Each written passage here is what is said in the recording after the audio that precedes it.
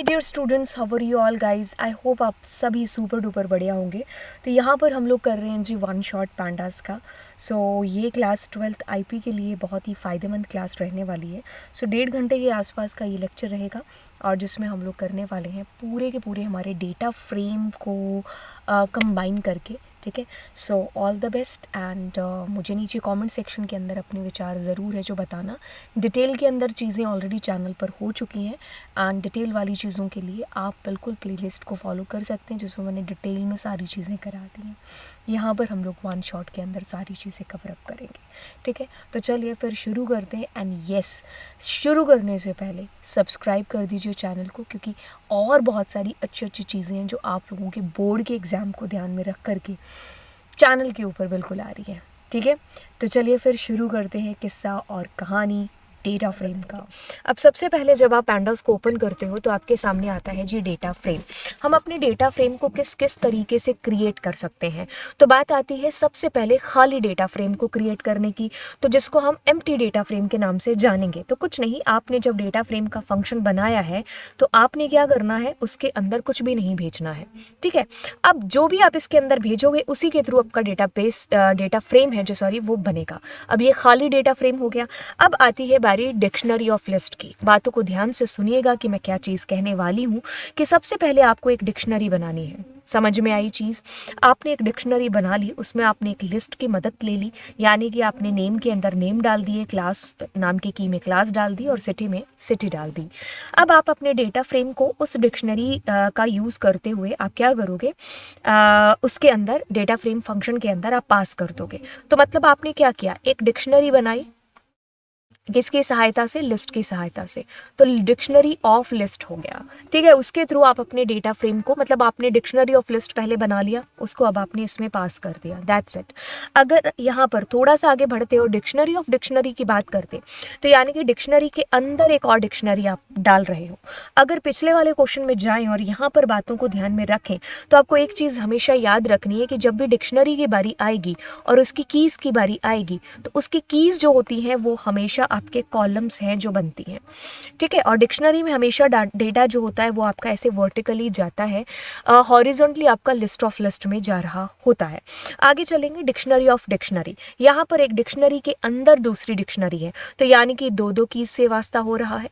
तो याद रखिए, जो भी आपकी आउटर डिक्शनरी है, कौन सी, बाहर वाली डिक्शनरी, वो हमेशा आपके एट्रीब्यूट्स यानी कि आपके कॉलम्स का रोल है जो प्ले करेंगे, और अंदर वाली जो डिक्शनरी है उसकी जो कीज़ हैं वो हमेशा आपके इंडेक्स का रोल है जो प्ले करने वाली हैं। अब पिछले को इसके अंदर अगर आपको बनाना था इसका इंडेक्स, तो आप यहाँ पर इंडेक्स नाम का एक एट्रीब्यूट लिखते, ये चीज़ आपको मालूम है। तो डिक्शनरी ऑफ डिक्शनरी पता चल गया कि एक डिक्शनरी में दूसरी डिक्शनरी डाल करके पहले आप एक डिक्शनरी रेडी करोगे। अब उसका जो ऑब्जेक्ट होगा वो आप डेटा फ्रेम फंक्शन के अंदर पास कर दोगे। ठीक है, ओके, सो आगे चलेंगे। अब लिस्ट ऑफ डिक्शनरी बनाएंगे, तो यानी कि आप एक डिक्शनरी बना करके रख लो जितनी भी है। अब आप उसको लिस्ट के अंदर पास करेंगे। जब डिक्शनरी ऑफ लिस्ट हुआ था उसके अंदर आपने डिक्शनरी में लिस्ट डाला था, अब आप लिस्ट में डिक्शनरी डाल रहे हो।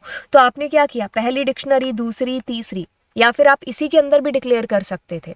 तो अब आपने इस लिस्ट को इसमें पास कर दिया, राइट। तो आपकी पहली डिक्शनरी, आपकी दूसरी डिक्शनरी, एक सेकेंड रुकिएगा, मैंने यहाँ पर गलत बता दिया। आपकी पहली डिक्शनरी, आपकी दूसरी डिक्शनरी, आपकी तीसरी डिक्शनरी। याद रखनी है ना यहाँ पर क्या चीज़, हॉरिजॉन्टल आपका डेटा जाता है। तो पहली में राम कोटा 90, राम कोटा 90, और नैन किस वजह से आया है अभी बताते हैं। पूनम, पूनम, फिर आपके पास कोटा, कोटा, 90, 90, कूल। फिर आपके पास विकास आ गया। अब देखिए, विकास का आपने कोई भी नाम जो है सिटी का नहीं डाला है, तो वो डेटा यानी कि मिसिंग डेटा रिप्लेस हो जाएगा किससे, नैन से। आपने इसमें मार्क्स डाल दिया, सब्जेक्ट पीसीएम डाला, लेकिन इनके तो मार्क्स नहीं, सब्जेक्ट नहीं थे ना, तो इस वजह से यहाँ पर नैन आया होगा। अब आपने लिस्ट ऑफ डिक्शनरी को पास किया है। आपके डेटा फ्रेम के फंक्शन के अंदर। अब लिस्ट ऑफ लिस्ट, यानी कि एक लिस्ट में दूसरी लिस्ट, तो जब लिस्ट की बात हो रही है तो हॉरिजॉन्टल की बात हो रही है, याद है ना। आपने पहली दूसरी तीसरी जितनी भी लिस्ट बनाई उसको अदर लिस्ट में पास किया, तो पहली लिस्ट देखिए नेहा पूनम साक्षी, दूसरी लिस्ट देखिए 11 22 33। हाँ, वो बात अलग है कि यहाँ पर अब कॉलम रखने हैं तो आप कॉलम्स एट्रीब्यूट यूज़ करोगे, नेम रखना है तो इंडेक्स यानी कि इंडेक्स के लिए इंडेक्स एट्रीब्यूट आपको रखना होता। अब डिक्शनरी ऑफ सीरीज, यानी कि एक डिक्शनरी के अंदर आप सीरीज को डाल रहे होंगे, तो आपने पहली सीरीज दूसरी सीरीज डाली, यानी कि आपने सीरीज कैसे बनाई, लिस्ट का इस्तेमाल करते हुए। अब जब आपकी तीनों सीरीज यहाँ पर बन गई तो आपने क्या किया, उनको डिक्शनरी में पास आउट कर दिया, तो यानी कि एक भरी पूरी डिक्शनरी बन चुकी है विद द हेल्प ऑफ आपकी सीरीज। ठीक है, अगर यहाँ पर डिक्शनरी की जगह लिस्ट होता तो मैं यानी कि इसकी जगह एक लिस्ट ले चुकी होती और लिस्ट के अंदर S1 S2 और S3 यानी कि मेरी सारी लिस्ट डाल चुकी होती, तो वो लिस्ट ऑफ सीरीज हो जाता। ये डिक्शनरी ऑफ सीरीज है क्योंकि एक डिक्शनरी के अंदर मैंने सीरीज डाली, और आपको पता है कि जो आपके डिक्शनरी की कीज होती हैं वो हमेशा ऊपर जाती है, आपका डेटा कुछ वर्टिकली आता है, और अगर यहाँ पर एक सीरीज हो रही लिस्ट हो रही होती तो आपका डेटा कुछ इस प्रकार से हॉरिजॉन्टली जा रहा होता। ठीक है, तो ये सारी चीज़ें इसके अंदर की हुई। ये हमारा पूरा का पूरा डेटा फ्रेम का क्रिएशन मैंने आपको एक ही झटके में 5 मिनट के अंदर पूरी कोशिश बता चुकी हूँ। आगे बढ़ेंगे फटाफट से। देखिए, इंडेक्स नाम का एक एट्रीब्यूट जब आप यूज़ करते हो, एट्रीब्यूट्स के अंदर कभी भी आपने ये पैराथेसिस यूज़ नहीं करने हैं क्योंकि ये फंक्शंस नहीं होते हैं। एट्रीब्यूट्स के अंदर कभी भी हम इन पैराथेसिस का यूज़ नहीं करते हैं, राइट। ओके, अब देखिए बात को ध्यान से सुनिए। इंडेक्स, तो आप खुद देखिए कि इसके इंडेक्स कहाँ पर है, ये रहे इसके इंडेक्स, तो बिल्कुल एक लिस्ट के तौर पर आपके पास इसके इंडेक्स और उनका डेटा टाइप आपको शो होगा, दिखाई देगा। कॉलम्स एस यहाँ पर लगाना बिल्कुल ज़रूरी है, याद रखना इस चीज़ को। तो कॉलम्स आपके पास में आएंगे और उनका जो डेटा टाइप है वो आपको यहाँ पर रिप्रेजेंट हो जाएगा, दिख जाएगा। एक्सेस के अंदर क्या होगा, एक्स और वाई दोनों एक्सेस यानी कि आपके जो इंडेक्स हैं और आपके कॉलम्स हैं ये दोनों आपको शो होंगे along with its data type. ठीक है, राइट, कुछ इस प्रकार से।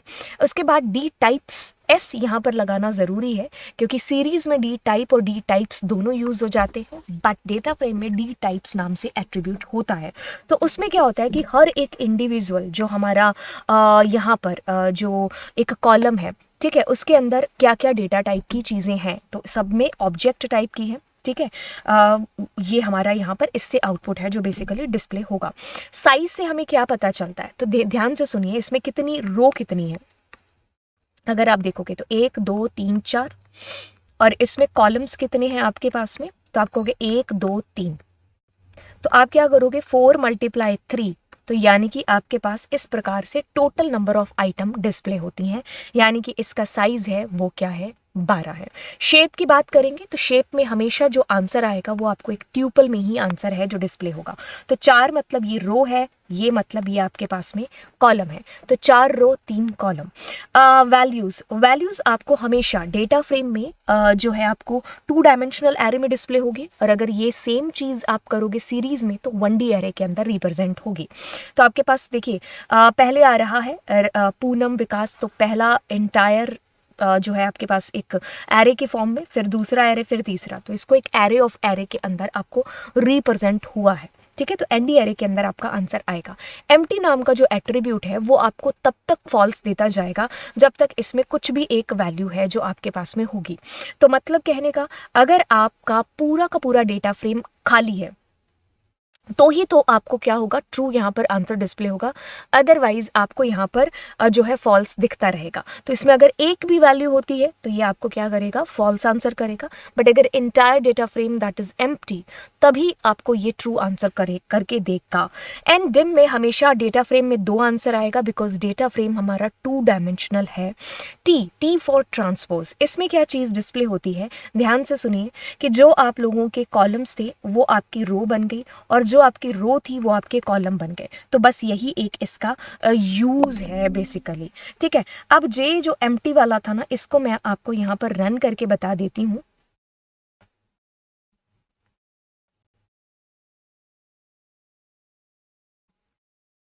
ठीक है, तो अब आप देखिए आपको यहाँ पर फॉल्स दिखेगा। लेकिन जैसे ही मैंने अपने डेटा फ्रेम को खाली कर दिया तो अब आपको यहाँ पर ये उस वक्त ट्रू है जो देगा, क्योंकि आपका इंटायर डेटा फ्रेम खाली है। ठीक है, तो ये हुआ हमारा आईपी के अंदर। आज हम लोग चीज़ें जो करने वाले हैं वो है कि कैसे हम लोग ऐड कर सकते हैं एक नई एट्रीब्यूट को। सो सीधी बात होगी यहाँ पर, और हम लोग एक नए एट्रीब्यूट को ऐड करना यहाँ पर सीखेंगे। तो चलिए बात करते हैं नए एट्रीब्यूट को ऐड करने की। जो सबसे इजी वाला तरीका है, वो सबसे इजी वाला तरीका यही है कि मैंने क्लास यहाँ पर लिखा एंड इसके बाद में मैं कुछ वैल्यू यहाँ पर दे देती हूँ, तो आप ये पाओगे कि आपके पास में ये लास्ट में जा कर के ऐड हो गया। ठीक है, 90 का मतलब है कि सब में 90 है जो चला जाएगा। लेकिन मान लो मैंने एक ट्यूपल या फिर एक लिस्ट बना करके इसमें वैल्यूज़ को ऐड कर दिया, तो कितनी वैल्यूज़ है? 4 है ना। तो अब ये इंडिविजुअली कुछ इस कदर इस प्रकार से आपकी वैल्यूज़ आ जाएंगी। तो अब इसमें एक चीज़ श्योर करनी पड़ेगी कि आप गलती से भी कोई कम ज़्यादा वैल्यू ना दे दो। ठीक है, या दो तो आप एक वैल्यू दे दो, तो एक से क्या हो जाएगा, वो सब जगह आ जाएगी। नहीं तो आप उतनी वैल्यू दो जितनी रिक्वायर है, मतलब जितनी वैल्यूज़ होनी चाहिए इसके अंदर। तो टोटल कितनी होनी चाहिए? 1 2 3 4 4 है ना, क्योंकि 4 रिकॉर्ड है। तो ये वो तरीका है जो कि बहुत इजी वाला है। अब इस तरीके में क्या है कि अगर आपने मान लीजिए यहाँ कोई पुराना नाम लिख दिया, मतलब जो ऑलरेडी एग्जिस्ट करता हुआ एट्रीब्यूट है, तो ये पुराने वाले को रिप्लेस कर देगा। ठीक है, बजाय कि नया इंसर्ट करने के। तो देखिए क्लास 2 की जगह आपके पास 90-90 आ गया है। ठीक है, क्योंकि आपने पुराना यहाँ पर कोई ऑलरेडी एग्जिस्ट करता हुआ कॉलम है जो यहाँ पर दे दिया। तो ये एक तरीका हो गया मॉडिफिकेशन और एडिंग के लिए। दूसरे तरीके की तरफ बढ़ेंगे तो दूसरा तरीका आपके पास में आता है यहाँ पर लॉक का और आई लॉक का, लॉक का और ऐड का। ठीक है, तो मैं यहाँ पर लॉक करती हूँ। देखिए अब अगर मैं इसको इस तरीके से करूँगी तो ये मेरे को एक नया कॉलम करने की बजाय एक नई रो ऐड कर देगा। ठीक है, क्योंकि इसमें बाय डिफ़ॉल्ट ये रो के लिए काम करता है। तो अगर कॉलम की बात करोगे तो हम कुछ इस प्रकार से जो है कॉलन और कॉमा लिखेंगे। तो इस कॉलन का मतलब है कि सारी रो एंड ये वाला एक नया कॉलम। तो यहाँ पर आपके पास में कुछ इस तरीके से आपके पास नया कॉलम ऐड हो जाएगा। आप यूँ भी कर सकते थे, कैसे? बस वही की वैल्यूज़ यहाँ पर अलग अलग देना। ठीक है, ओके, तो वैल्यूज़ अलग अलग दोगे तो अलग अलग आएंगी। अगर मैंने यहाँ पर कोई ऑलरेडी एग्जिस्ट करता हुआ दे दिया तो वो ऑलरेडी एग्जिस्ट करता हुआ अपडेट हो जाएगा। तो मतलब कहने का, अगर मैंने यहाँ नया नाम दे दिया तो वो लास्ट में मेरे को ऐड ऑन करके मिल जाना चाहिए या मिल जाएगा। ठीक है, राइट, ये वाली बात होगी। अगर मान लीजिए मैं लॉक की जगह पर यहाँ पर ऐड का यूज़ करती हूँ तो भी वो एक नया कॉलम लास्ट में इस प्रकार से ऐड कर देगा। ठीक है, और अगर मैं इसको हटा देती हूँ तो ये मेरे को एक नई रो ऐड करके दे देगा ऐड में भी। ठीक है, तो इस तरीके से एक सेकेंड, हाँ इसमें मुझे एरर इस वजह से आई है क्योंकि वैल्यूज़ कम ज़्यादा हो गई। ठीक है, तो एक बार मैं 90 देती हूँ तो मुझे टोटल 3 वैल्यूज़ बिल्कुल देनी पड़ती यहाँ पर। ठीक है, तो ये चीज़ हो गई।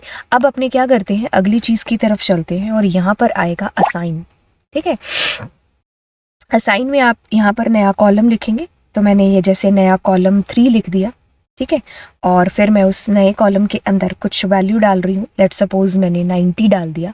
तो अब अगर मैं अब इसको रन करने की ज़रूरत करूँ, कोशिश करूँ, तो ये क्या करेगा, एक सेकेंड, इसने नया हमें डाल करके नहीं दिया है ना। अब मैं कुछ ऐसा करूँगी, df इज इक्वल्स टू, ठीक है, तो अब मेरा एक नया डेटा फ्रेम यहाँ पर असाइन हो जाएगा।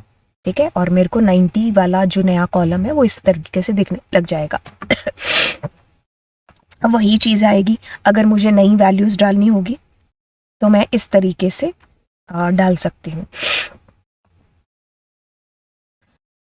ठीक है, राइट, तो ये अगला तरीका हो गया। फिर अब इस तरीके के बाद में हम एक तरीका करेंगे जो कि आपके पास में है इंसर्ट। ठीक है, इंसर्ट के अंदर क्या चीज़ होगी कि आप यहाँ पर पहले तो लिखोगे पोजीशन, जैसे मैंने कहा 2 नंबर पर, और फिर आप लिखोगे उस न्यू कॉलम का नाम। ठीक है, और फिर आप उसमें जो वैल्यू डालनी है आपने उस वैल्यू को आप लिख रहे होंगे।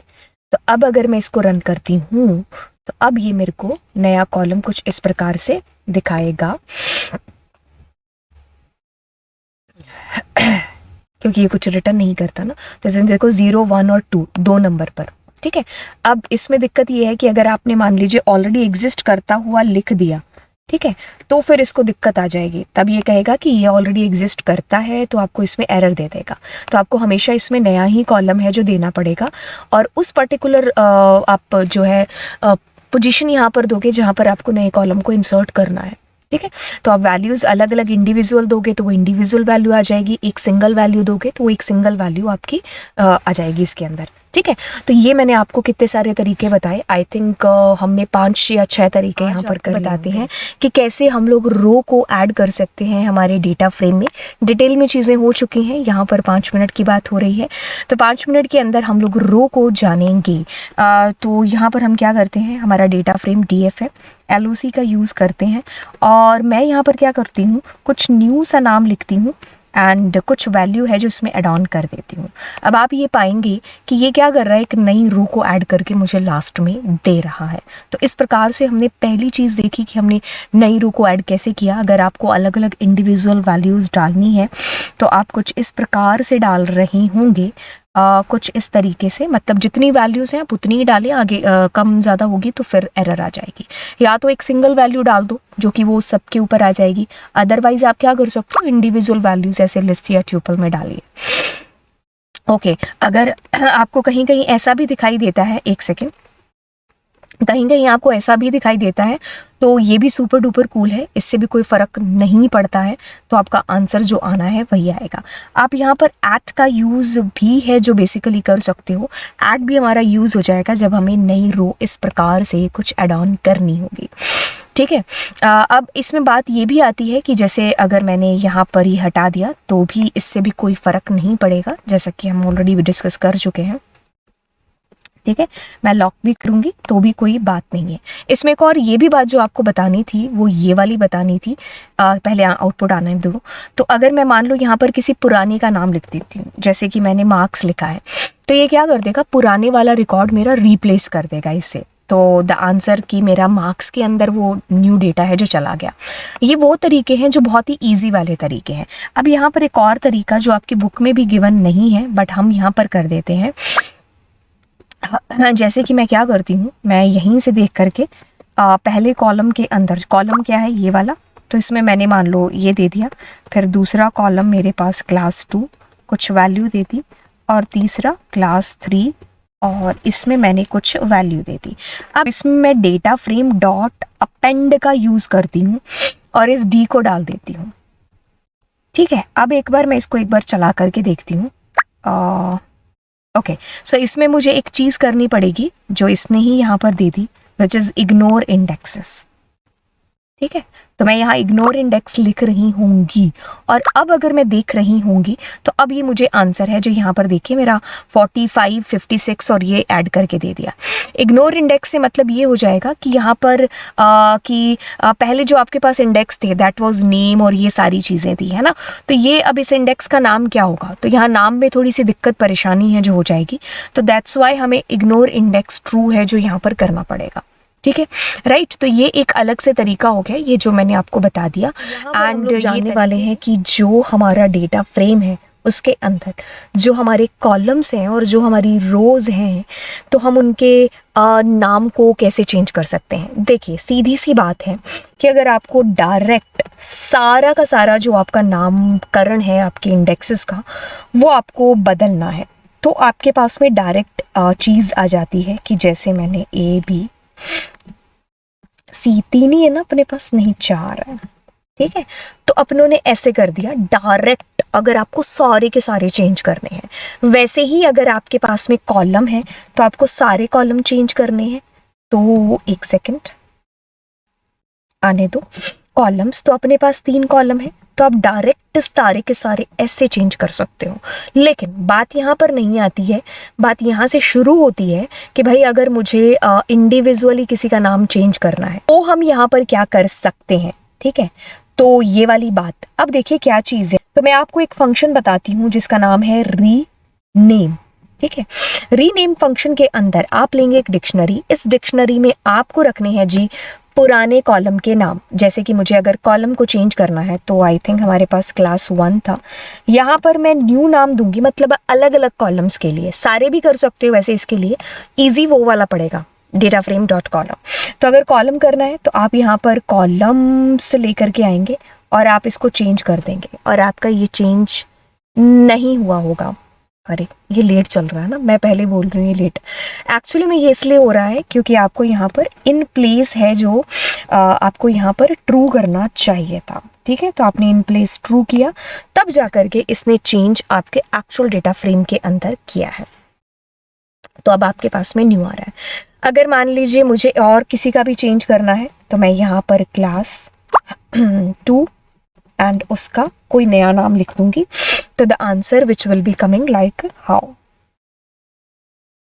ठीक, तो ये इस प्रकार से, अरे भाई चलो ना चलो चलो ना चलो, ठीक है ओके।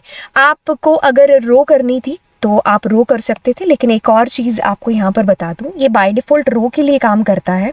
अगर आप यहाँ चलाओगे तो ये आपको एरर दे देगा क्योंकि ये क्लास 1 और क्लास 2 एज ए रो को ढूंढेगा। ठीक है, एरर नहीं दी है खैर इसने हमें, ये भी चीज़ नोट कर लेना। फिर यहाँ पर अगर मान लीजिए मैं एक्सेस दे देती हूँ और एक्सेस मुझे 1 देना पड़ेगा, या तो मैं कॉलम दे दूँ और या फिर एक्सेस इज इक्वल टू 1 कर दूँ, तो दोनों में से कोई भी चीज़ कर सकते हो। और अगर मैंने यहाँ एक्सेस कुछ भी नहीं लिखा है तो वो रो के लिए करेगा। ठीक है, तो रो के लिए मुझे क्या करना पड़ेगा, जैसे मैं अपने किसी रो का नाम लिख देती हूँ। ठीक है, तो मैंने इन दोनों का नाम यहाँ पर लिख दिया। अब ये बाय डिफ़ॉल्ट रो के लिए काम करेगा। अदरवाइज आप यहाँ पर इंडेक्स अगर आपने लिखा हुआ देखा है तो भी कोई दिक्कत नहीं है, तो भी ये रो के लिए ही चेंज कर रहा होगा। और अगर आपने इंडेक्स की जगह पर यहाँ पर एक्सेस 0 भी देखा है कहीं कहीं तो वो भी ठीक है, क्योंकि एक्सेस 0 इज़ फॉर रो। ठीक है, तो ये चीज़ हो गई आपके पास कि आप एक साथ सारे के सारे कॉलम्स या रोज़ को कैसे चेंज कर सकते हो, इंडिविजुअली अलग अलग को कैसे चेंज कर सकते हो। तो डिक्शनरी में पुराने नाम होंगे आपके कीज़ के तौर पर और नए नाम होंगे वैल्यूज़ के तौर पर। ठीक है, इसी क्लास में हम लोग देखने वाले हैं कि हम किस तरीके से किसी भी एक एट्रीब्यूट को डिलीट कैसे कर सकते हैं। एट्रीब्यूट बोले तो हम नए कॉलम, नया तो क्या ही, पुराने किसी कॉलम को कैसे डिलीट कर सकते हैं, या फिर एक से ज़्यादा अगर कॉलम्स को हमें डिलीट करना है तब हम कैसे करेंगे। और एज वेल एज अगर हम यहाँ पर कॉलम के साथ साथ रो को भी डिलीट करना चाहते हैं तो हम क्या करेंगे। ठीक है, तो इसको मैं थोड़ा सा एक बार सही कर लूँ, डिलीट अ कॉलम और रो। ठीक है, तो मैंने इसको थोड़ा सा चेंज कर दिया। अब हम चलते हैं यहाँ पर एंड इसके अंदर चीज़ें देखते हैं। तो ये लास्ट क्लास का था, इसको रिमूव करेंगे and this is our data frame. ठीक है, तो अभी हम पहले क्या करते हैं, पहले हम एक कॉलम को डिलीट करना देखते हैं। और कॉलम को डिलीट करने के मैं आपको 3 तरीके बताने वाली हूँ। ठीक है, पहला तरीका आपके पास में आएगा कौन से वाला, कि जैसे मैंने लिखा डेल। ठीक है, डेल इज़ ए कीवर्ड, तो मैंने यहाँ पर लिखा कि नेम को डिलीट कर दो। तो अगर आप देखोगे कहाँ है नेम, ये रहा। तो ये एक तरीका है जिसके थ्रू आपका नेम नाम का जो कॉलम होगा वो डिलीट हो जाएगा। Super cool. ठीक है, ये एक तरीका हो गया, इसके थ्रू रो डिलीट नहीं कर सकते। अब दूसरे तरीके की तरफ चलते हैं। आपने लिखा s.pop और आपने लिखा नेम को डिलीट कर दो, या क्लास को, जिसको भी आपको डिलीट करना है। तो ये दूसरा तरीका हो गया। ठीक है, तो ये दोनों तरीके कर सकते हो, बट हमारे सिलेबस में और एग्जाम के पॉइंट ऑफ व्यू से जो तरीका है वो कौन से वाला है, ड्रॉप। कौन सा, ड्रॉप। ठीक है, अब ड्रॉप के अंदर मुझे लिखना है नेम, मैंने लिख दिया नेम, डिलीट करना मुझे नेम को। मैं अगर ऐसा करती हूँ तो ये मुझे एक प्यारी सी एरर देगा और ये कहेगा not found in excess. Actually में क्या है कि ये जो ड्रॉप नाम का फंक्शन है ना, ये बाय डिफ़ॉल्ट रो को डिलीट करेगा। अगर आपको कॉलम को डिलीट करना है तो आपको इसके अंदर एक्सेस 1 लिखना पड़ेगा। क्या बोले तो एक्सेस 1 करना पड़ेगा। ठीक है, तो ये एक तरीका होगा जिसके थ्रू हम इसको डिलीट कर पाएंगे। अब आप कहोगे ये तो हुआ नहीं डिलीट। आपके पास में 2 तरीके हैं। अगर आपको परमानेंट डिलीट नहीं करना है तो आप क्या कर सकते हो, प्रिंट नाम के फंक्शन के अंदर इसको डाल करके प्रिंट करा सकते हो, तो ये आपको डिलीटेड शो होगा। लेकिन एक्चुअल में अगर आप करोगे, मतलब एक्चुअल में अगर आप अपने डेटा फ्रेम को प्रिंट कराओगे तो वो डेटा फ्रेम में अभी भी एग्जिस्ट कर रहा होगा। जैसे कि ये रहा, सी द डिफरेंस दोनों के बीच में। ऊपर वाले में वो डिलीटेड है ना, क्योंकि वो सिर्फ आपको रिटर्न कर रहा है डिलीट करके। अब ऐसा है कि अगर आप परमानेंट डिलीट करना चाहते हो तो आपको क्या करना पड़ेगा, यहाँ पर मैंने क्या लिखा, इन प्लेस। ठीक है, तो इन प्लेस आपको ट्रू करना पड़ेगा। ठीक है, तो अब जा कर के मेरे पास मेरे एक्चुअल डेटा फ्रेम के अंदर वो जो चेंजेस हैं वो हुए होंगे, ठीक है। तो इन प्लेस आपने क्यों किया, when you want to change permanently in your data frame, तब हम यहाँ पर इस ट्रू इन प्लेस को ट्रू रखेंगे, ठीक है। तो यहाँ पर मैंने क्या किया, एक इंडिविजुअल हमारे एक कॉलम को डिलीट कर दिया। अब मान लीजिए मैं इसके साथ साथ मल्टीपल कॉलम्स, एक और मार्क्स को भी डिलीट करना चाहती हूँ, देन व्हाट टू डू। अब ऑफ कोर्स जब हम मल्टीपल कॉलम्स की बात कर रहे हैं तो हम इन बॉक्सेस की बात कर रहे हैं, तो दैट मीन्स हमारे पास ये दोनों डिलीट हो गए, है ना। अब यहाँ पर एक स्पेसिफिक रेंज की बात कर लेते हैं। ये मैंने कभी किया तो नहीं है, बट करते ही यहाँ पर थोड़ी गड़बड़ हो गई, नहीं कर सकते, ठीक है। ओके, तो ऐसा हमने कर दिया, ओके फाइन। अब हम चलते हैं रो की तरफ कि रो को कैसे डिलीट करेंगे। अब रो को डिलीट करने का सिंपल सा फंडा है, ये सारी चीज़ें रिमूव करते हैं और यहाँ पर मैंने लिखा कि मुझे R3 को डिलीट करना है, ठीक है। इन प्लेस तो आपको लिखना ही पड़ेगा, राइट, क्योंकि एक्चुअल डेटा फ्रेम में कैसे चेंज होगा बेसिकली। तो देखिए हमने क्या लिखा था यहाँ पर R3, तो you can see here R3 आपका डिलीट हो चुका है। और अगर एक से ज़्यादा को बोले तो डिलीट करना चाहते हो, फॉर दैट मैंने लिखा R5, तो मैंने यहाँ पर R5 ऐसे दे दिया, तो R3 और R5 डिलीट हो गए। हाँ, अगर और भी डिलीट करना चाहते हो तो you can write simply like how I have written R1, so R1 is deleted, ठीक है। अब यहाँ पर बात सिर्फ इतनी है कि ड्रॉप है ना, जो बाय डिफ़ॉल्ट किसके साथ काम करता है, हमारा जो है रो के साथ काम करता है, तो इसीलिए आपको इसमें एक्सेस 0 लिखने की ज़रूरत पड़ी नहीं, ठीक है। तो अगर आप एक्सेस 0 नहीं लिखोगे तो भी ये चलेगा, और अगर लिखोगे तो भी कूल है, राइट। तो ये चीज़ हुई। अदरवाइज आप यहाँ पर ऐसा भी लिख सकते थे, इंडेक्स इज इक्वल्स टू, अगर आप एक्सेस नहीं भी लिख रहे हो, ठीक है। और अगर मुझे ये कॉलम करना होता तो मैं क्या लिख रही होती, तो मैं यहाँ पर कॉलम्स इज इक्वल्स टू, तो मैं यहाँ पर दे देती मार्क्स कॉमा नेम, है ना। तो ये मेरे दोनों डिलीट हो जाते। तो इस वक्त मैंने एक्सेस नहीं दिया यहाँ पर, तो एक्सेस नहीं दिया, तो दैट मीन्स अगर आपको ऐसे याद आता है कि अरे एक्सेस 1 था कि 0 था, भूल गए, तो आप यहाँ पर कॉलम दे सकते हो। वैसे एक्सेस याद रखने का एक तरीका बताती हूँ। तरीका कहता है कि कॉलम की स्पेलिंग क्या होती है, COL, है ना। तो देखिए क्या होती है, COL, है ना। तो इसीलिए 1, है ना। तो इसका जो एक्सेस होता है वो 1 होता है। अब पीछे क्या बचा, RO, तो इसका क्या होगा, 0। अब आपको यहाँ भी आ रहा है लेकिन यहाँ 1 तो आ रहा है ना, ठीक है। तो ऐसे आप याद रख सकते हो, ठीक है। तो अभी मैंने आपको क्या चीज़ बताई कि हम कैसे डिलीट कर सकते हैं। कॉलम को डिलीट करने के 3 तरीके बताए, एंड इसको रो को डिलीट करने का एक तरीका बताया, ड्रॉप के थ्रू। तो एक्सेस 0 होता है रो के लिए, एक्सेस 1 होता है हमारा कॉलम के लिए, राइट। अब देखो इसमें ये चीज़ है कि अगर मान लीजिए मैं यहाँ पर एक्चुअल इंडेक्सेस दे देती हूँ, मैंने कहा 0,1, तो देखिए अब इसको परहेज़ हो जाएगा इस चीज़ से। आप ऐसा नहीं कर सकते अगर आपने इंडेक्सेस दे रखे हैं, ठीक है, मतलब आपने नाम दे रखा है, लेबलिंग कर रखी है, ठीक है। जैसे कि हम ज़्यादा तो ऊपर वाला तो नहीं छेड़ेंगे डेटा, लेकिन हम ये वाला छेड़ते हैं। मैंने R1 R2 ये सारा हटा दिया, ठीक है। अब मैं यहाँ पर इंडेक्स कर देती हूँ, तो देखो क्या चीज़ होगी, ये 0 और 1 नामक 2 जो रो है ना, उनको डिलीट इसने कर दिया, ठीक है। तो यानी कि ये जो ड्रॉप फंक्शन है ना, ये भी हमारा लॉक की तरह ही काम कर रहा है एक तरीके से। तो यदि आप लोगों ने एक्चुअल इंडेक्सेस इसमें दिए और आपने लेबलिंग भी कर रखी है तो आपको एरर आएगी। लेकिन अगर आपने लेबलिंग नहीं कर रखी है और आप डिलीट करना चाहते हो, तब तो आपको एक्चुअल इंडेक्सेस देने ही पड़ेंगे, ठीक है। तो ये एक तरीका हो गया कि कैसे हम डिलीट कर सकते हैं हमारे कॉलम्स को और हमारी रो को। अब इसमें एक और चीज़ आपको बताते हैं कि अगर मैं ऐसा कुछ लिखूँ, मैंने लिखा रेंज, एंड रेंज में मैंने लिखा कि 0 से लेकर के आप 3 तक डिलीट कर दो, है ना, 0, 1 और 2, तो 0, 1, 2 डिलीट हो जाएगा, है ना। अब इसमें आप इंडिविजुअली ऐसा भी कर सकते थे कि जैसे मैंने कहा कि 0 से 10 तक डिलीट हो जाए ऑल्टरनेटिवली, है ना, तो एक छोड़ करके एक डिलीट हो जाएगा। तो इसमें एक सेकेंड, मुझे पूरा ही देना पड़ेगा। तो पूरा कितना था, 7 थे क्या, मैं भूल गई, तो ये 6 तक चलेगा, है ना। तो अभी देखो इसने क्या किया, आपका इंडिविजुअली डिलीट कर दिया, मतलब एक छोड़ करके कहने का मतलब है। तो आप ऐसा भी है जो बेसिकली कर सकते हो, राइट, ठीक है। लेकिन ये केस तभी वैलिड होगा जब आपने जो है इंडेक्सेस मैंने नहीं दे रखे हैं, ठीक है। तो ये कॉलम में मैं चला ही नहीं सकती अगर मैं कॉलम में कहूँगी तो, तो कॉलम के अंदर क्या हो जाएगा, आपको इंडेक्सेस देने पड़ेंगे ना, ठीक है। तो ये 0 1 2 3 कहेगा, मेरे को मिल ही नहीं रहे एक्सेस कौन है। अगर मैं यहाँ पर हाँ एक्सेस 1 भी लिख दोगे तो भी कोई फ़र्क नहीं है, क्योंकि कॉलम्स तो लिख ही रखा है खैर हमने, ठीक है।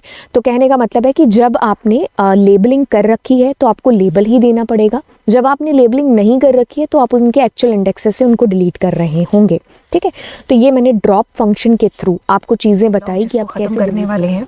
जी हाँ, चलिए फिर शुरू करते हैं। बेसिकली लॉक और आई लॉक, सबसे पहले अगर हम बात करें दोनों में से किसी की भी, तो देखिए इनका जो बेसिक यूज़ है ना वो होता है कि जब हमें वैल्यूज़ को फैच करना होता है। मतलब मुझे कहने का कि जैसे अगर मेरे पास में ये एक डेटा फ्रेम है तो मैं कुछ ऐसा एक्सेस करना चाहती हूँ कि मुझे इतना हिस्सा अपने डेटा फ्रेम का फैच करना है, मुझे सिर्फ ये रो एक्सेस करनी है, मुझे सिर्फ इतना कॉलम है जो एक एक्सेस करना है, मुझे ये वाला कॉलम और ये वाला कॉलम एक्सेस करना है, मुझे यहाँ से ये उठाना है, यहाँ से ये उठाना है, ठीक है, मुझे कह लीजिए इतना पोर्शन एक्सेस करना है। तो हम इस प्रकार से जब हमें अपने पूरे डेटा फ्रेम में से कुछ हिस्से को कुछ पार्ट को अगर लेना है तब हम इस लॉक और आई लॉक का यूज़ है जो बेसिकली कर रहे होते हैं। बहुत इजी है, बहुत सिंपल है। अब अगर मैं यहाँ पर अपने डेटा फ्रेम को फैच करती हूँ और सबसे पहले लॉक समझेंगे तो आई लॉक भी आपको समझ में आ जाएगा। अगर मैं लॉक की बात करूँगी और मैंने इसमें डायरेक्ट डाल दिया क्या, सब्जेक्ट डाल दिया, ठीक है। तो अब अगर इसको मैं रन कर रही हूँ तो ये मुझे क्या एक्सेस करके दे रहा है, आप यहाँ पर ध्यान दीजिए कि मुझे सिर्फ और सिर्फ सब्जेक्ट यहाँ पर एक्सेस करके दे रहा है, यानी कि ये वाला हिस्सा मेरे पास में आ गया। तो आपको ये चीज़ समझ में आई कि लॉक क्या करेगा, बाय डिफ़ॉल्ट रो के साथ में काम करेगा। तो आपने एक रो इस तरीके से एक्सेस कर ली, ठीक है। ओके, अगर मुझे सारी रो ना करते हुए कुछ कुछ रो है यानी कि कुछ कुछ कॉलम की वैल्यूज़ को एक्सेस करना है, जैसे कि अगर मैं यहाँ पर ऐसा कुछ करती हूँ कि जैसे मेरे पास में मार्क्स नाम की भी एक रो आ गई, तो मैं इसके अंदर लिख देती हूँ मार्क्स। अब ये मल्टीपल है तो आपको पता है मल्टीपल एक्सेस के लिए हम डबल ब्रैकेट है जिसका यूज़ करेंगे। तो अब मेरे पास 2 रो एक्सेस होकर के बेसिकली आ जाएंगी। तो अब आप इसका आउटपुट देखोगे तो आपको चीज़ें बखूबी समझ में आ जाएंगी कि दोनों की दोनों रो मेरे पास में एक्सेस होकर के आ गए। तो मल्टीपल रो के लिए आपने क्या चीज़ सीखी, हम लॉक लगाएंगे, यहाँ पर पहली रो को लिखेंगे, यहाँ पर दूसरी रो को लिखेंगे, है ना, ब्रैकेट बंद कर देंगे। लेकिन इनको एक ब्रैकेट के अंदर हमें लिखना है क्योंकि ये मल्टीपल है। यहाँ पर आप तीसरी रो भी है जो डाल सकते हो। तो ऐसे आपने रो को एक्सेस करना जाना। अब हम इसमें थोड़ा सा चीज़ों को आगे बढ़ाते हैं और चीज़ें यहाँ पर कुछ ऐसे लेकर के आते हैं। एक सेकेंड, यहाँ पर कुछ ऐसे लेकर के आते हैं कि हम रो के साथ साथ कॉलम्स को भी एक्सेस करने लग जाते हैं। तो मैं क्या कर रही होती, इसको एक बार मैं रिमूव कर रही होती, ठीक है। ओहो, और मैं यहाँ पर क्लास 1 अपने कॉलम का नाम लिख देती और मुझे लॉक और आई लॉक भी लगाने की ज़रूरत नहीं होती। तो मेरे पास इस तरीके से मेरे कॉलम हैं जो एक्सेस होकर के आ जाते हैं, है ना। और अगर मल्टीपल कॉलम होते तो मैं क्या कर रही होती, क्लास 2, और आपको पता है मल्टीपल के टाइम पर हम डबल डब्बों को ही लगाते हैं, डबल ब्रैकेट्स का यूज़ करते हैं। तो हमारे पास इस तरीके से हमारी वैल्यूज़ एक्सेस होकर के हमें 2 ब्रैकेट्स मिल जाते हैं। लेकिन यहीं पर अगर मैं लॉक और आई लॉक को बीच में लाती तो मैं सिर्फ इतना लिखती लॉक, और क्योंकि तो इसमें बाय डिफ़ॉल्ट अगर मैं अभी इसको रन करूँगी तो ये मेरे को इस वजह से एरर देगा क्योंकि ये रो में ढूंढने के लिए जाएगा। लॉक और आई लॉक बाय डिफ़ॉल्ट रो के ऊपर है जो काम करते हैं, ठीक है। तो अब मुझे इसको कॉलम बनाने के लिए यहाँ पर रो का प्लेस देना पड़ता, कॉमा दे करके। तो अब ये मेरे को आंसर है जो दे देता, ठीक है। तो अब इससे भी यही आंसर आता जो मेरा लॉक बिना लगाए भी है जो आ रहा था। तो कुछ इस तरीके से। अब मेरे को जब पता चल गया कि कॉमा के इधर वाला हिस्सा रो के लिए है, कॉमा के इधर वाला हिस्सा कॉलम के लिए है, तो फिर मैं वैल्यूज़ को आसानी से एक्सेस कर सकती हूँ। जैसे कि अब मुझे ये एक्सेस करने, मतलब ये वाला और ये वाला, ये दोनों, ये तो आपने कर लिया खैर, है ना। लेकिन अगर मैं चाहती हूँ कि मुझे ये दोनों रो यहाँ से और ये एक्सेस करनी है, तो आपको रो कौन सी करनी है, सिटी और मार्क्स। तो आप क्या करोगे, यहाँ पर सिटी कॉमा, एक सेकेंड, मार्क्स, है ना। तो इसको भी मैं ब्रैकेट में बंद कर दूंगी। तो अब जब आप चलाओगे तो इधर से सिटी और मार्क्स आ जाएगा, उधर से कॉलम 1 और 2 आ जाएगा। तो ऐसे आपके पास में एक्सेस होकर के आ गया।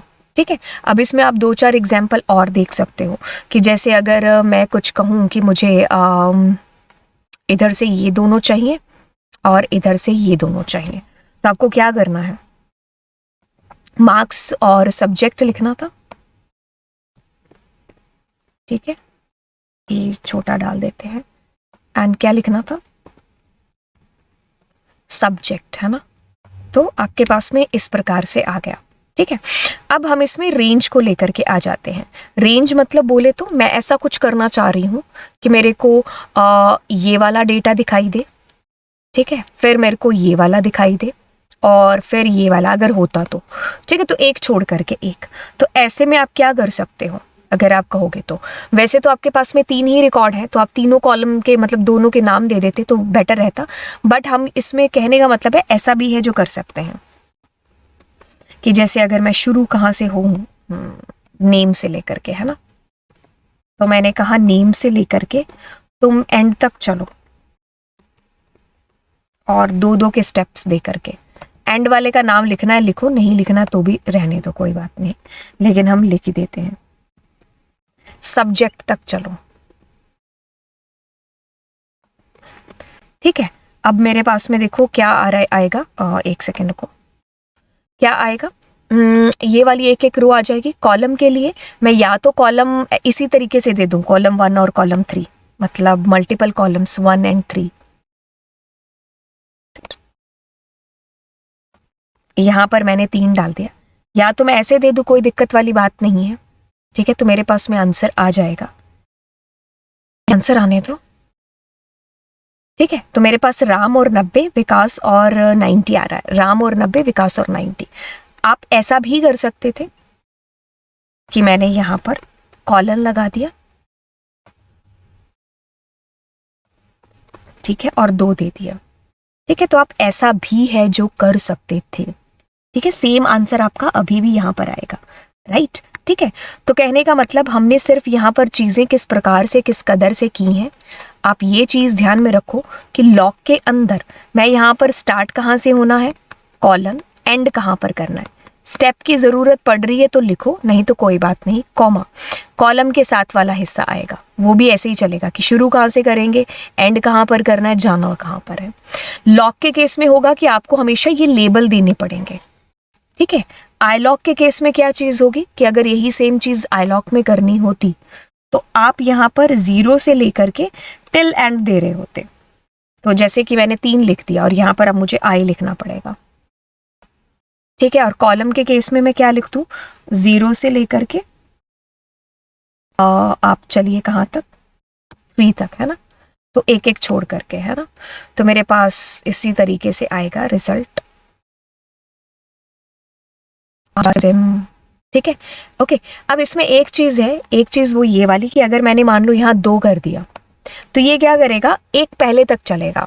आई लॉक के अंदर ये केस आपको ध्यान रखना पड़ेगा। ये क्या करता है, एंड से पहले तक रुक जाता है, लेकिन लॉक के केस में ये एंड वाले को इंक्लूड करके चलता है। ठीक है, तो ये एक थोड़ी सी चीज, थोड़ा सा केस जो हमें ध्यान में रखना होगा लॉक और आई लॉक के दूसरे डिफरेंस के अंदर। पहला डिफरेंस, लॉक हमारा लेबल के ऊपर काम करता है। दूसरी चीज, आई लॉक हमारा लॉक हमारा लेबल के ऊपर काम करता है, और आई लॉक हमारा किसके ऊपर काम करता है, इंटीजर इंडेक्सेस के ऊपर। लॉक के अंदर हम लास्ट वाली वैल्यू इंक्लूड करके चलते हैं, बट आई लॉक में नहीं होती है। तो अगर मैंने यहाँ 2 दिया है तो ये 1 तक चलेगा, 0 और 1। ठीक है, और आपने यहाँ 2 स्टेप दे दिया, इस वजह से नहीं आएगा।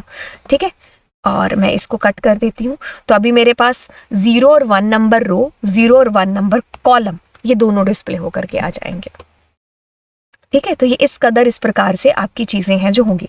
अब आप क्या करिए, मैंने आपको चीज़ें समझा दी हैं, आप ऐसे ही करके कोई अपना एक डेटा फ्रेम बनाइए, उसमें काफ़ी सारी वैल्यूज़ हैं जो आप लेकर के देखिए, और अपनी तरफ से सोचिए कि मुझे ये वाला और ये वाला एक्सेस करना है तो मैं क्या लगाऊंगा, मुझे अगर इसको और इसको एक्सेस करना है तो मैं क्या लगा रहा हूँ।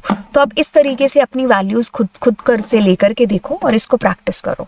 ठीक है, तो ये हमारा लॉक और आई लॉक हुआ। अगर आपको जो है चंद सेकंड यहाँ पर और दे दिए जाए तो लॉक से आपको ये चीज़ समझ में आती है कि, और आई लॉक से आपको ये चीज़ समझ में आती है कि इसमें बाय डिफ़ॉल्ट ये रो के लिए काम करते हैं दोनों, लेकिन अगर हम यहाँ पर कॉलम को भी लेंगे, बाय डिफ़ॉल्ट रो के लिए काम करेंगे, कॉलम के लिए अगर हम लेना चाहते हैं तो हमें कॉमा का हिस्सा देना पड़ेगा और ये वाला हिस्सा कॉलम के लिए आएगा, ठीक है, और ये वाला हिस्सा रो के लिए आएगा, ठीक है।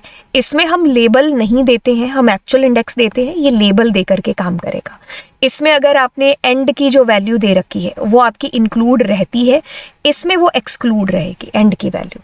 अगर आपने 0:3 लिखा है तो ये 2 तक ही काम करेगा, लेकिन अगर आपने इसमें 0:3 दिया है तो ये 3 तक ही चलेगा, ठीक है, राइट।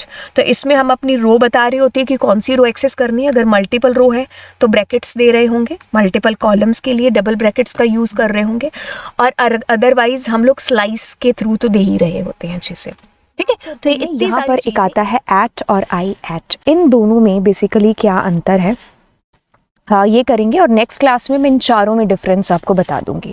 वैसे तो अगर आपको एट और आई एट ही पता चल गया तो आपको दोनों में चारों में अंतर वैसे ही पता चल जाएगा, ठीक है, ओके। तो अभी देखिए एट और आई एट की अगर हम बात करते हैं तो बेसिकली देखिए जैसे हमारा लॉक और आई लॉक, इन दोनों में क्या अंतर था।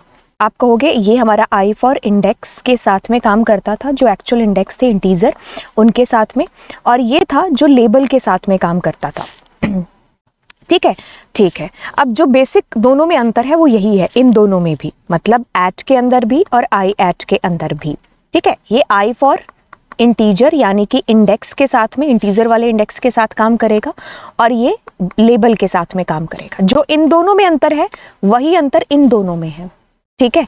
अब ये अंतर आपको मालूम पड़ गया, लेकिन आप कहोगे कि भाई यूज होता क्या है इनका, यूज तो बताओ, ठीक है, अंतर आपने बता दिया, लेकिन यूज क्या होता है। अच्छा देखिए, जब आपको एक सिंगल स्केलर वैल्यू, क्या है, एक सिंगल वैल्यू जब आपको एक्सेस करनी होती है तब आप एट का यूज करते हो। अब आप कहोगे कि मैम मैं तो लॉक से भी वो चीज कर सकता हूँ, बिल्कुल आप लॉक से भी कर सकते हो, लेकिन एट के थ्रू वो चीज थोड़ी सी फास्टली हो जाएगी, ठीक है। अब वही चीज आई एट से भी कर सकते हो अगर आपको उनके इंडेक्सेस पता है, आपको उनके लेबल नहीं पता है। जैसे कि चलो इसमें एक चीज करते हैं, हमारे पास में ये हमारा पूरा का पूरा डीएफ है, हम ऐसा चाहते हैं कि हमें कोटा की वैल्यू को एक्सेस करना है।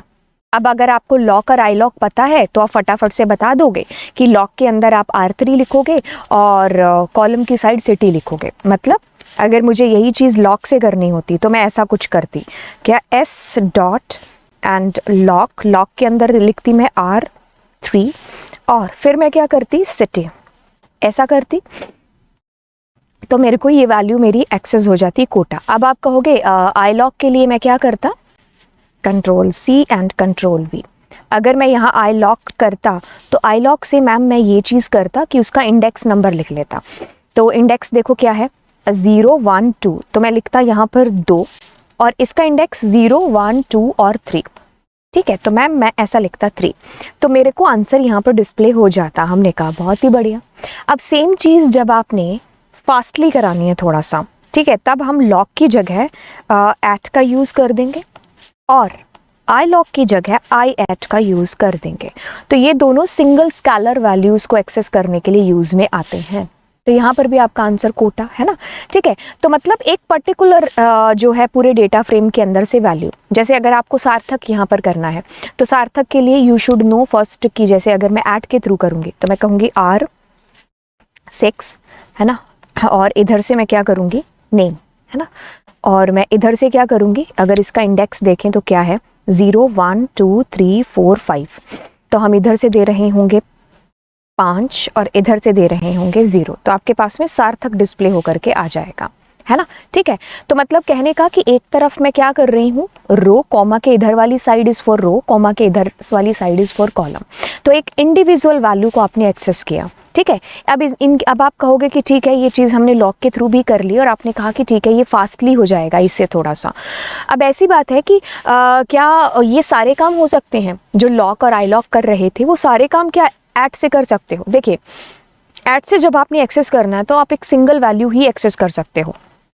जैसे कि अगर हम लॉक की बात करते या फिर हम आई लॉक की बात करते, और अगर हम लॉक के अंदर चल रहे होते तो हम ऐसा भी कुछ कर रहे होते कि जैसे मैंने कहा R3 कॉमा मेरे पास में R5 एक्सेस होकर के आ जाए।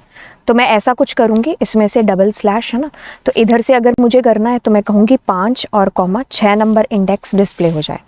तो मैं इस तरीके से जो है अपनी वैल्यूज़ को एक्सेस कर लूँगी। लेकिन यहीं पर अगर मैं आई एट यूज़ कर देती या फिर एट यूज़ कर देती तो ये डबल वैल्यूज़ को सेलेक्ट नहीं कराता है, ठीक है। तो इसमें दो दो वैल्यूज़ नहीं आएंगी, सिंगल वैल्यू के लिए। इवन ऑल्दो आप इसके अंदर स्लाइस भी नहीं कर सकते हो। क्या नहीं कर सकते? स्लाइस भी नहीं कर सकते। तो जैसे अगर मैंने यहाँ पर लिखा कि 5 से 6 तक चले, एक सेकेंड, यानी कि 5 नंबर इंडेक्स ही, और मैंने कहा R3 से R5 तक चले, तो अगर अपने इसमें करते हैं तो ये हमें कुछ एक आंसर देगा ला करके। लेकिन अगर हमने वही चीज़ ऐड से किया तो हमें एरर आ जाएगी, ठीक है। आपको चारों के बीच में ही अंतर बेसिकली मालूम पड़ गया अभी, ठीक है। तो हमें क्या आई? एरर आई। तो हम नहीं कर सकते ये वाली चीज़ स्लाइसिंग वाली भी, मतलब इंडिविजुअल लेकर के सिंगल वैल्यू चाहिए तो हम एट और आई एट का यूज़ करेंगे। आई एट के साथ में हम इंडेक्सेस यूज़ करेंगे, एट के साथ में हम लेबल अलग है। जैसे कि आपके बुक के अंदर ऐसा टॉपिक दिया होगा नाम से accessing data elements through indexing, indexing के थ्रू या फिर स्लाइसिंग के थ्रू। आपने स्लाइसिंग कर ली है लॉक के साथ में, आई लॉक के साथ में, है ना, और आपने सिंगल भी लॉक के साथ एंड आई लॉक के साथ में वैल्यूज़ को एक्सेस कर लिया है, बिना लॉक आई लॉक के भी। बट यहाँ पर आपको दोबारा से रिवाइज करा देंगे, क्योंकि लेबल्ड इंडेक्स और बूलियन इंडेक्स बच्चों के इनके बीच में अंतर है जो बड़ा ही सताता है।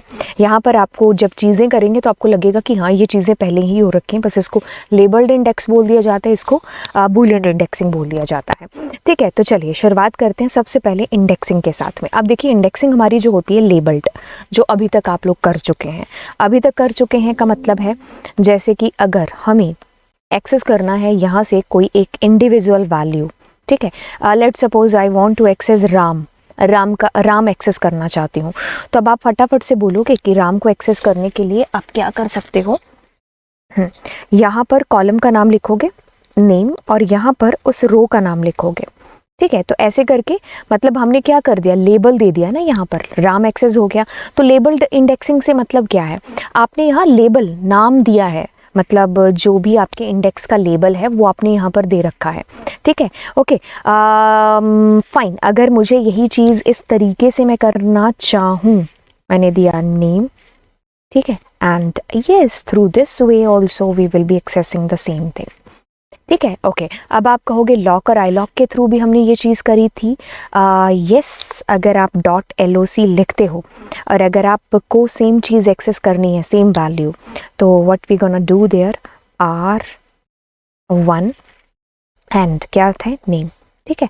तो अब आपके पास में ये सेम चीज़ एक्सेस होकर के आ जाएगी। आपने क्या लिखा, उनका लेबल का नाम है जो लिख दिया, ठीक है। तो बेसिकली अगर हम कहेंगे ना इसके थ्रू, हमारी लेबलिंग के थ्रू, तो हम लोग लॉक मेथड के थ्रू ये चीज़ कर रहे होते हैं। तो इसमें हम लेबल दे रहे होते हैं और उसके थ्रू हम अपनी वैल्यूज़ को एक्सेस कर रहे होते हैं। जैसे कि अगर हमने यहाँ पर 2 रो को एक्सेस भी करना है तो हम क्या करेंगे, R3 एंड इसके लिए what we gonna do there, double brackets को यूज़ करेंगे और like how we will be able to access R1 और R3 का डेटा, ठीक है। और उसी तरीके से अगर मुझे इधर नेम का डेटा एक्सेस करना है तो हम क्या कर रहे होते, सिटी लिख रहे होते और इसको डबल स्लैश के अंदर डाल देते, ठीक है। ये चीज़ें आप लोगों ने पिछली बीती हुई क्लासेस में बड़े अच्छे तरीके से, मतलब हमारी 1 घंटे से भी ऊपर क्लास हो चुकी थी लॉक वाली, तो मैंने उसमें आपको ये सारी चीज़ें हैं जो समझाई हैं, ठीक है। तो यानी कि लेबल इंडेक्सिंग का मतलब है कि आप जो है वैल्यूज़ को एक्सेस कर रहे हो लेबल्स के थ्रू, ठीक है। यहाँ पर आप एट का यूज़ भी है जो बेसिकली कर सकते हो, लेकिन एट का यूज़ मल्टीपल वैल्यूज़ के लिए नहीं होगा, इंडिविजुअल्स के लिए है जो होगा, ठीक है। तो ये चीज़ हुई।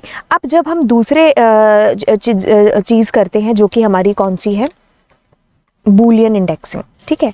तो बेसिकली बूलियन इंडेक्सिंग के लिए क्या चीज़ हो जाएगी, बूलियन का मतलब है कि इसमें वैल्यूज़ का आना ट्रू का, एक सेकेंड, इसमें वैल्यूज़ का आना ट्रू का और फॉल्स का, ठीक है। तो ये ट्रू और फॉल्स के अंदर आपको जवाब आंसर है जो देख, इन सबको हमने रब किया और अब यहाँ पर हम कहते हैं कि सारी रो, लेकिन कॉलम कौन सा है, मार्क्स वाला कॉलम।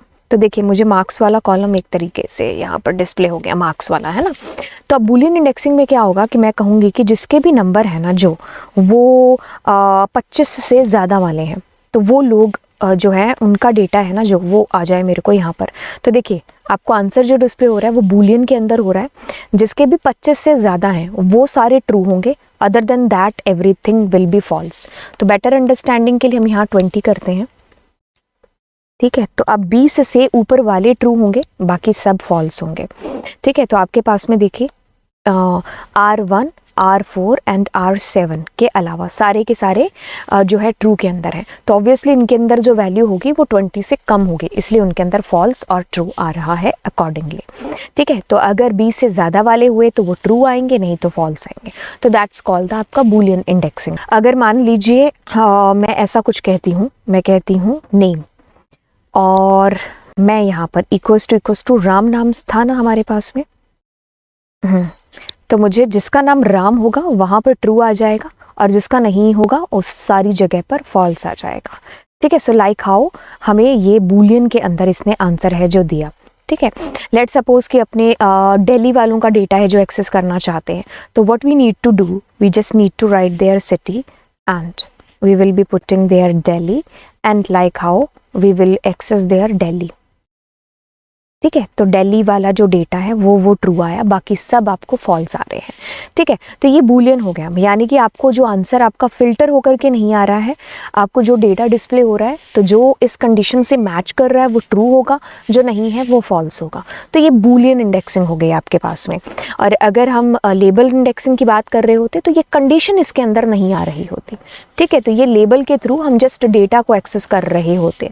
और अब बूलियन के अंदर क्या होगा, हम एक कंडीशन दे रहे हैं और फिर उसको मैच करके on the basis of that we are trying to get the answer, right. अब अगली चीज देखते हैं, अगली चीज है इसके अंदर स्लाइसिंग। स्लाइसिंग को हम अपनी पिछली क्लास के अंदर बिल्कुल बहुत बखूबी देख चुके हैं, जो हमारी ये वाली क्लास थी जिसके अंदर हम लोगों ने ये एट के बीच में लास्ट जो हमारा था ये ये लॉक और आई लॉक वाला किस्सा, तो इसके अंदर तो हमने पूरी 1 आवर की क्लास में स्लाइसिंग ही तो देखा था, ठीक है। तो ये स्लाइसिंग हो गया बेसिकली। तो स्लाइसिंग के लिए आप जो है लॉक और आई लॉक वाली क्लास को आप वॉच कर सकते हो, उसमें मैंने बहुत अच्छे तरीके से आपको जो है बता दिया है कि कैसे हम डेटा को स्लाइस कट कर सकते हैं, एंड ये थी के बारे में।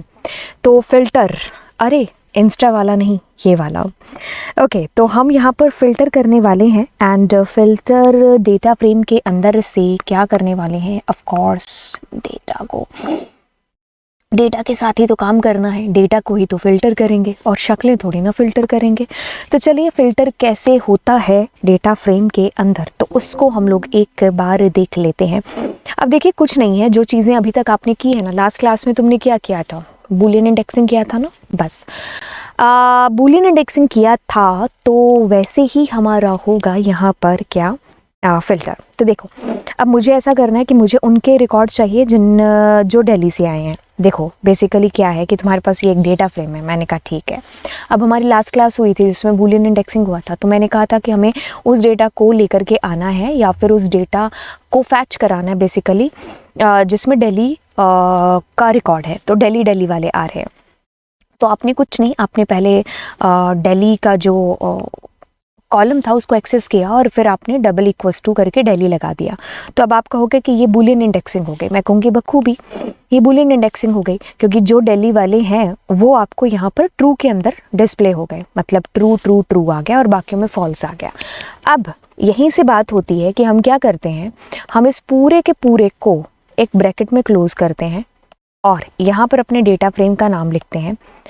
अब ये चीज़ अगर हम करते हैं तो यहाँ से तुम्हारा डेटा निकल आएगा फिल्टर होकर के, और वो रिकॉर्ड डिस्प्ले हो जाएंगे जो कि दिल्ली से बिलोंग करते हैं। आया अंतर दोनों में समझ क्या है, यहाँ पर एक्चुअल में तुम्हारा डेटा छन करके निकल रहा है, फिल्टर होकर के निकल रहा है, ठीक है। तो मैंने कुछ भी नहीं किया है, मैंने क्या किया है, एक मेरा डेटा फ्रेम है जिसका नाम S है, मैंने उसके अंदर इस पूरी कंडीशन को डाल दिया, बूलियन कंडीशन को, और फिर मैंने डिस्प्ले किया तो मुझे ये डिस्प्ले हो गया, ठीक है। अब चलो कोई नई चीज़ करते हैं। नई चीज़ कहता है कि मुझे उनके मार्क्स बताओ, बच्चे बताओ जिनके नंबर है ना, मार्क्स है ना, जो 23 आए हैं, ठीक है। तो अब आप फटाफट से यहाँ पर मार्क्स लिखोगे और फटाफट से आप यहाँ पर क्या लिखोगे, जिसके 23 आए हैं, ठीक है, ओके। तो अब हमने बूलियन इंडेक्सिंग किया, तो हमारे पास में उनका रिकॉर्ड जिनके 23 मार्क्स हैं वहाँ ट्रू आ जाएगा और बाकी सब पर फॉल्स आ जाएगा। Super cool, cool ma'am. अब हम क्या करते हैं, हम इस पूरे के पूरे को अपने डेटा फ्रेम के अंदर डाल देते हैं। ठीक है, डेटा फ्रेम के ब्रैकेट्स के अंदर डाल देते हैं। अब ये तुम्हें फिल्टर करके तुम्हारे रिकॉर्ड्स दे देगा। उन बच्चों का पूरा रिकॉर्ड तुम्हारे पास डिस्प्ले हो जाएगा जिन्होंने क्या किया है, मतलब जिनके 23 मार्क्स आए हैं। राइट। अब ये चीज़ ऐसा है कि ये चीज़ बिना लॉक के भी हो सकती थी। अगर हम यहाँ पर देखें तो ये ऐसे भी हो सकता था। ठीक है, तो इससे भी सेम ही रिजल्ट, सेम ही डेटा डिस्प्ले होगा आपको। यस, ठीक है। और यही सेम चीज़ हमारी ऐसे भी हो सकती है। मतलब अगर मैं चाहूँ मार्क्स, तो इससे भी हमारे पास सेम ही रिकॉर्ड, सेम ही डेटा है जो डिस्प्ले होकर के आएगा। राइट, ठीक है। तो ये अलग अलग तरीके हो गए, अलग अलग फंडाज हो गए इसको करने के। अब जैसे कि मैं अपने डेटा फ्रेम को लेकर के आती हूँ, ये मेरा डेटा फ्रेम है।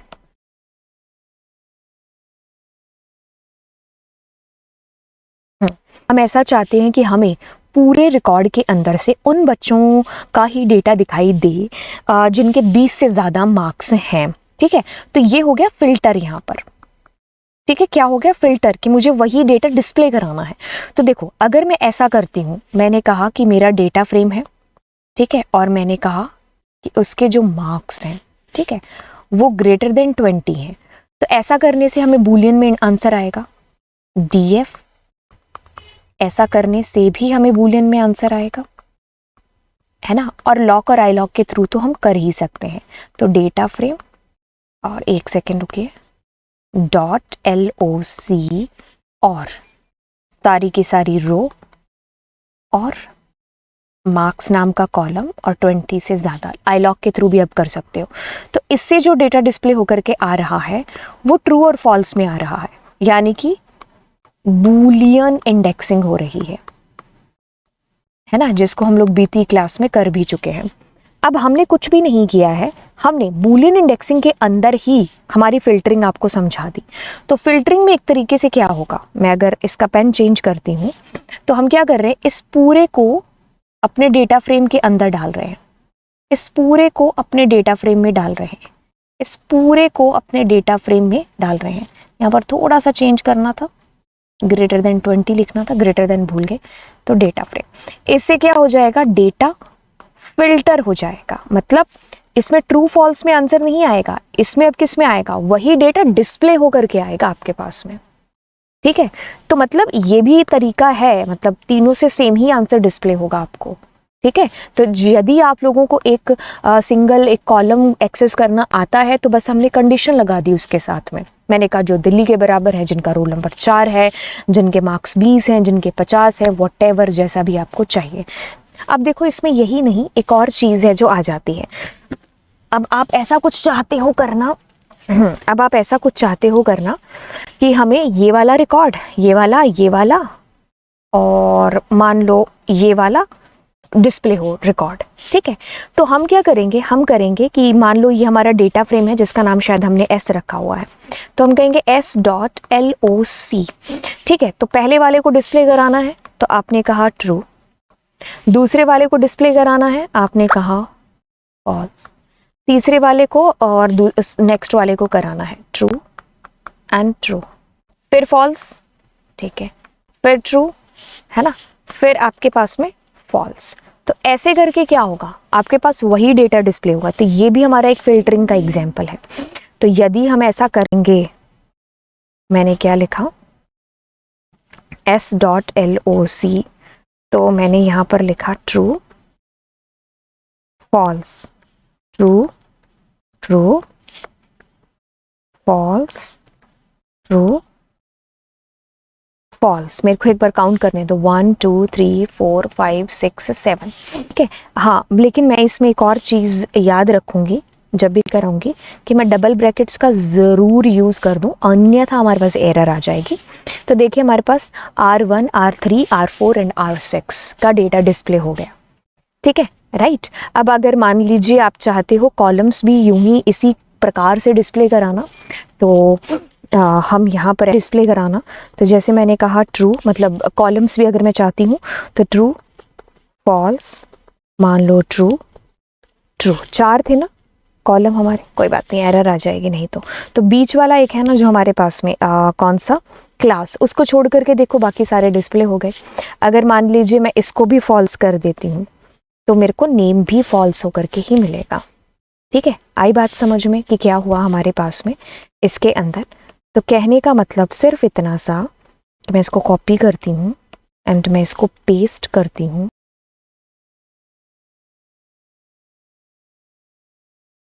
बात को बड़े ध्यान से समझिए कि क्या हुआ है। इधर कॉमा के इधर रो है, कॉमा के इधर कॉलम है। ठीक है, तो हमने कहा ट्रू, ठीक है, फिर हमने कहा फॉल्स, हमने कहा ट्रू ट्रू, हमने कहा false and true and false. ठीक है, राइट। इधर हमने कहा ये फॉल्स है, ये फॉल्स है, ये दोनों ट्रू हैं। तब आपके पास में ये डिस्प्ले होकर के आ रहा होगा। ठीक है, 11 कानपुर, 23 कोटा, 11 दिल्ली एंड 34 कोलकाता। ठीक है, तो अगर अपने इनको डिस्प्ले कराएंगे, या हमने करा ही दिया था खैर, तो इस तरीके से हमारे पास डेटा डिस्प्ले होकर के आएगा। समझे कि नहीं समझे, मतलब फिल्टरिंग का क्या होगा। ठीक है, तो यहाँ पर 2 अलग अलग मैंने आपको यूज़ बता दिए कि कैसे आप ट्रू फॉल्स के थ्रू फिल्टर करा सकते हो अपने डेटा को, कैसे हम कंडीशन के थ्रू हम बूलियन इंडेक्सिंग को भी हमारे कैसे हम ब्रैकेट्स में डाल करके डबल ब्रैकेट्स का यूज़ करते हुए, कहने का मतलब हम कैसे डेटा को फिल्टर करा। Okay, so that is your data frame. That's cool ma'am, that's cool ma'am. Okay, तो अब अभी हम क्या चाहते हैं, अभी हम ऐसा चाहते हैं कि यार मुझे ना ऊपर के 5 रिकॉर्ड हैं जो फैच होकर के मिल जाए। तो आप कहोगे अरे लॉक का यूज़ कर लो, आई लॉक का यूज़ कर लो, अगर आपको ऐसे 5 रिकॉर्ड ऊपर वाले चाहिए। तो अब हम यहाँ पर लॉक और आई लॉक करने बैठेंगे, उससे अच्छा हम यहाँ पर, हमें पैंडास कहता है कि तुम क्या करो, एक हेड नाम का फंक्शन यूज़ कर लो। ठीक है, अब हेड नाम के फंक्शन से क्या होगा कि ये बाय डिफ़ॉल्ट क्या करता है, 5 रिकॉर्ड्स ऊपर के आपको फैच करके दे देगा। ये सवाल आता है पेपर के अंदर कि बाय डिफ़ॉल्ट हेड और टेल कितने रिकॉर्ड्स को फैच कर सकते हैं। तो ये क्या करेगा, ऊपर के 5 रिकॉर्ड्स आपको फैच करके दे देगा। Super cool. ओके, अब बात आती है कि इसके अंदर अगर मैंने लिखा 2, तो ये क्या करेगा, आपको थोड़ी थोड़ी याद आ रही होगी सीरीज़ की, है ना, तो आपने सीरीज़ में भी ये सेम फंक्शन किए हैं। तो खैर ये क्या करेगा, ऊपर के 2 रिकॉर्ड्स को फैच कर देगा। ठीक है, अब अगर आपने लिखा 20, यहाँ पर आपके पास में तो 20 रिकॉर्ड नहीं है, तो यहाँ पर वो सीरीज़ वाला एग्जाम्पल मैगी वाला, हम मैगी लेने गए, मम्मी ने कहा कि चलो 20 मैगी ले आओ आज। 20, वाओ, हमारी तो किस्मत खुल गई। जैसे दुकान पर गए तो दुकान वाले ने कहा कि 20 तो नहीं है, आप 20 लेने के लिए आए हो, हमारे पास तो सिर्फ 5 मैगी हैं। तो आप गलती कभी नहीं करोगे कि आप आगे वाली दुकान पर जाओगे, आप कहोगे कि भैया जितनी है उतनी ला दो। तो अब आपने वैसे ही 20 मैगी की जगह 20 का डेटा पूछ लिया इससे। अब इसके पास में 20 का डेटा है नहीं, इसके पास में 7 रिकॉर्ड है। तो कहने का मतलब है ये 7 के 7 रिकॉर्ड आपको फैच करा देगा। तो मतलब जितना डेटा है उतने फैच करा देगा अगर आपने हेड के अंदर कोई ऐसा नंबर दे दिया, ठीक है, जो कि आउट ऑफ रेंज चला गया। तो अगर आपने यहाँ पर लिखा है मान लीजिए 6, तो ये ऊपर के 6 रिकॉर्ड्स को फैच करके दे देगा आपको। राइट, ओके फाइन, इसमें कोई भी दिक्कत नहीं होनी चाहिए हेड के अंदर। अब वैसे ही हमारा टेल फंक्शन आता है। पहली चीज़, ये बाय डिफ़ॉल्ट नीचे के 5 रिकॉर्ड्स आपको फैच करके दे देगा। तो अगर आप देखेंगे तो ये नीचे से काउंट करता हुआ गया, पहले आकाश का, फिर सार्थक, प्रिया, नेहा, पूनम, तो नीचे से 5 रिकॉर्ड्स इसने बाय डिफ़ॉल्ट फैच करा दिए। ठीक है मैम, मैं नीचे से 4 रिकॉर्ड्स को फैच करना चाहता हूँ, तो आपको एक संख्या लिखनी पड़ेगी 4 इसके पैरामीटर के अंदर। तो ये नीचे से 4 रिकॉर्ड्स को फैच करके ले आया। आपने लिखा 1, तो ये 1 रिकॉर्ड नीचे से लास्ट वाला फैच कर दिया। हाँ, ये चीज़ तुम लॉक आई लॉक से कर सकते हो, बट इससे मुझे ज़्यादा इजी नहीं पड़ रही है, मुझे सोचना ही नहीं पड़ रहा है। I just need to use this head और टेल फंक्शन, और I just need to put the number inside this parameter, और बस मेरी डेटा है जो फैच होकर के निकल रहा है मेरे पास में। हेड और टेल अगर मैं लॉक और आई लॉक से करती हूँ तो मुझे सोचना पड़ेगा पहले, है ना, इसमें मुझे सोचने की ज़रूरत नहीं है। मुझे सिर्फ कहा कि अरे ऊपर के 5 रिकॉर्ड्स फैच कर दो, तो what I need to do, I just need to use head function, that's it. मुझे पता है बाय डिफ़ॉल्ट वो 5 रिकॉर्ड्स ऊपर से फैच करके दे देगा, है ना। तो ये ईजी हो गया आपके लिए। टेल फंक्शन भी बाय डिफ़ॉल्ट 5 करेगा और जो भी नंबर आपने इसके अंदर दिया उतने रिकॉर्ड्स नीचे नीचे से फैच करके दे देगा। अब इसमें बच्चा कभी कभी ये चीज़ भी पूछ लेता है कि जैसे मैम मैं ऐसा करता हूँ कि मैं इसमें -2 दे दूँ तो क्या होगा। तो मैंने इसको आपको सीरीज़ के केस में भी समझाया था कि इससे बोर्ड में इससे रिलेटेड कभी क्वेश्चन नहीं आया है आज तक, लेकिन हाँ जब आपने पूछा है तो फिर हम इसको एक्सपेरिमेंट कर लेते हैं। पहली चीज़ कि इसमें आप सिर्फ एक इंटीजर दे सकते हो, अदर देन दैट हम नहीं दे सकते, ठीक है। तो मतलब हम इसको नहीं कह सकते कि हमें 2.5 रिकॉर्ड दे दो, वो क्या होता है ना। तो या तो आप 2 मांगोगे या 3 मांगोगे। तो कहने का मतलब है अदर देन इंटीजर हम इसमें कुछ नहीं दे सकते। अब आपने कहा कि मैं नेगेटिव दे रहा हूँ। अब टेल की जो फंक्शनैलिटी है या टेल का जो बेसिक यूज़ है वो आप किस लिए इसको कर रहे हो, आपको नीचे के रिकॉर्ड्स को फैच करना है। अब आपने जैसे ही -2 लिखा ना, ये शुरू हमेशा नीचे से होगा। ऑलवेज इस चीज़ को अपने दिमाग में गढ़ लो, ठीक है। ये हमेशा नीचे से शुरू होगा और नीचे से ऊपर की तरफ गया और इसने क्या किया, ऊपर के 2 रिकॉर्ड्स को माइनस कर दिया और बाकी सारा डेटा फैच करा दिया। हालांकि इससे रिलेटेड कभी प्रश्न आया नहीं है।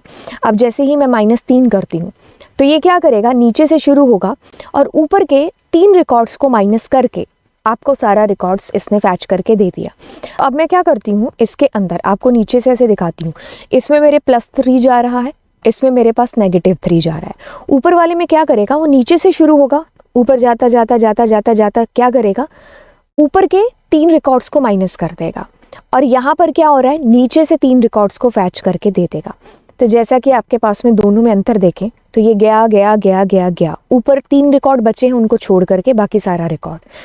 और इसमें +3 में नीचे के ही 3 रिकॉर्ड्स फैच कर रहा है। जैसे फॉर बेटर अंडरस्टैंडिंग इसमें हम 2 लेते हैं और इसमें हमने 2 ले लिया।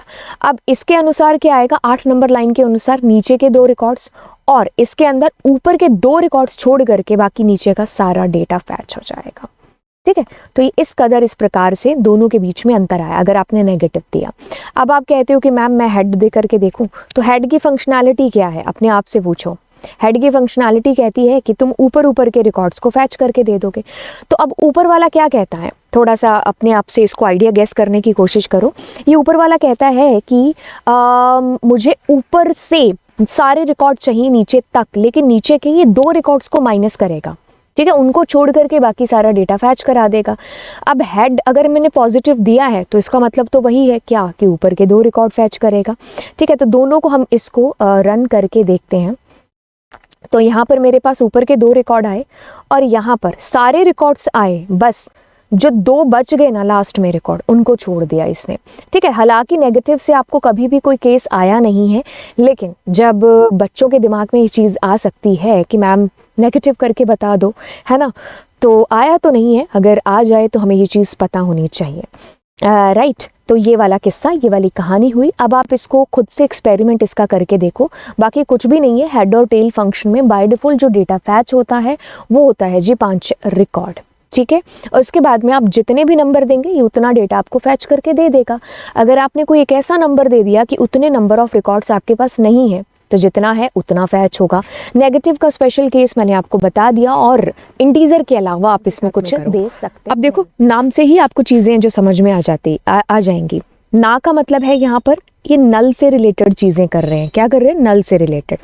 तो ये क्या कह रहा है, फिल नल, जहाँ पर नल वैल्यूज़ हैं उनको फिल करो किसी नंबर के साथ में, ड्रॉप करो किसको, नल को, है ना। इज ना, तो ये चेक कर रहा है कि क्या ये नल है कि नहीं है ना। अब कहोगे कि फिर इन दोनों में अंतर क्या है, सारी चीज़ें चलिए डिस्कस करते हैं, यहीं पर नहीं बताएंगे। अब ऐसा करते हैं कि हम अपने एक डेटा फ्रेम को ले लेते हैं। जैसा कि हमारा डेटा फ्रेम इस पूरी सीरीज़ के अंदर हमने इसी डीएफ के ऊपर काम किया है। इसका एक एसएस ले लेते हैं और यहाँ पर इसको पेस्ट करते हैं। तो ये हमारा डेटा फ्रेम है। Super cool ma'am, this is our data frame. यहाँ पर फटाफट से नल वैल्यूज़ को कर लेते हैं। ये रहा, ठीक है। तो ये आपके पास में नल वैल्यूज़ आ रही हैं, super cool super cool super cool. Okay, अब देखिए हम बात करते हैं सबसे पहले फंक्शन की, जो कि आपके पास में कौन सा है, फिल नाउ फंक्शन। अब ये क्या करेगा, जैसे कि आपको पता चल रहा है कि फिल ना मतलब फिल करेगा, ओके, किसको, नल वैल्यूज़ को। हाँ, अब ऐसा है कि मैं करती हूँ s डॉट फिल नाउ।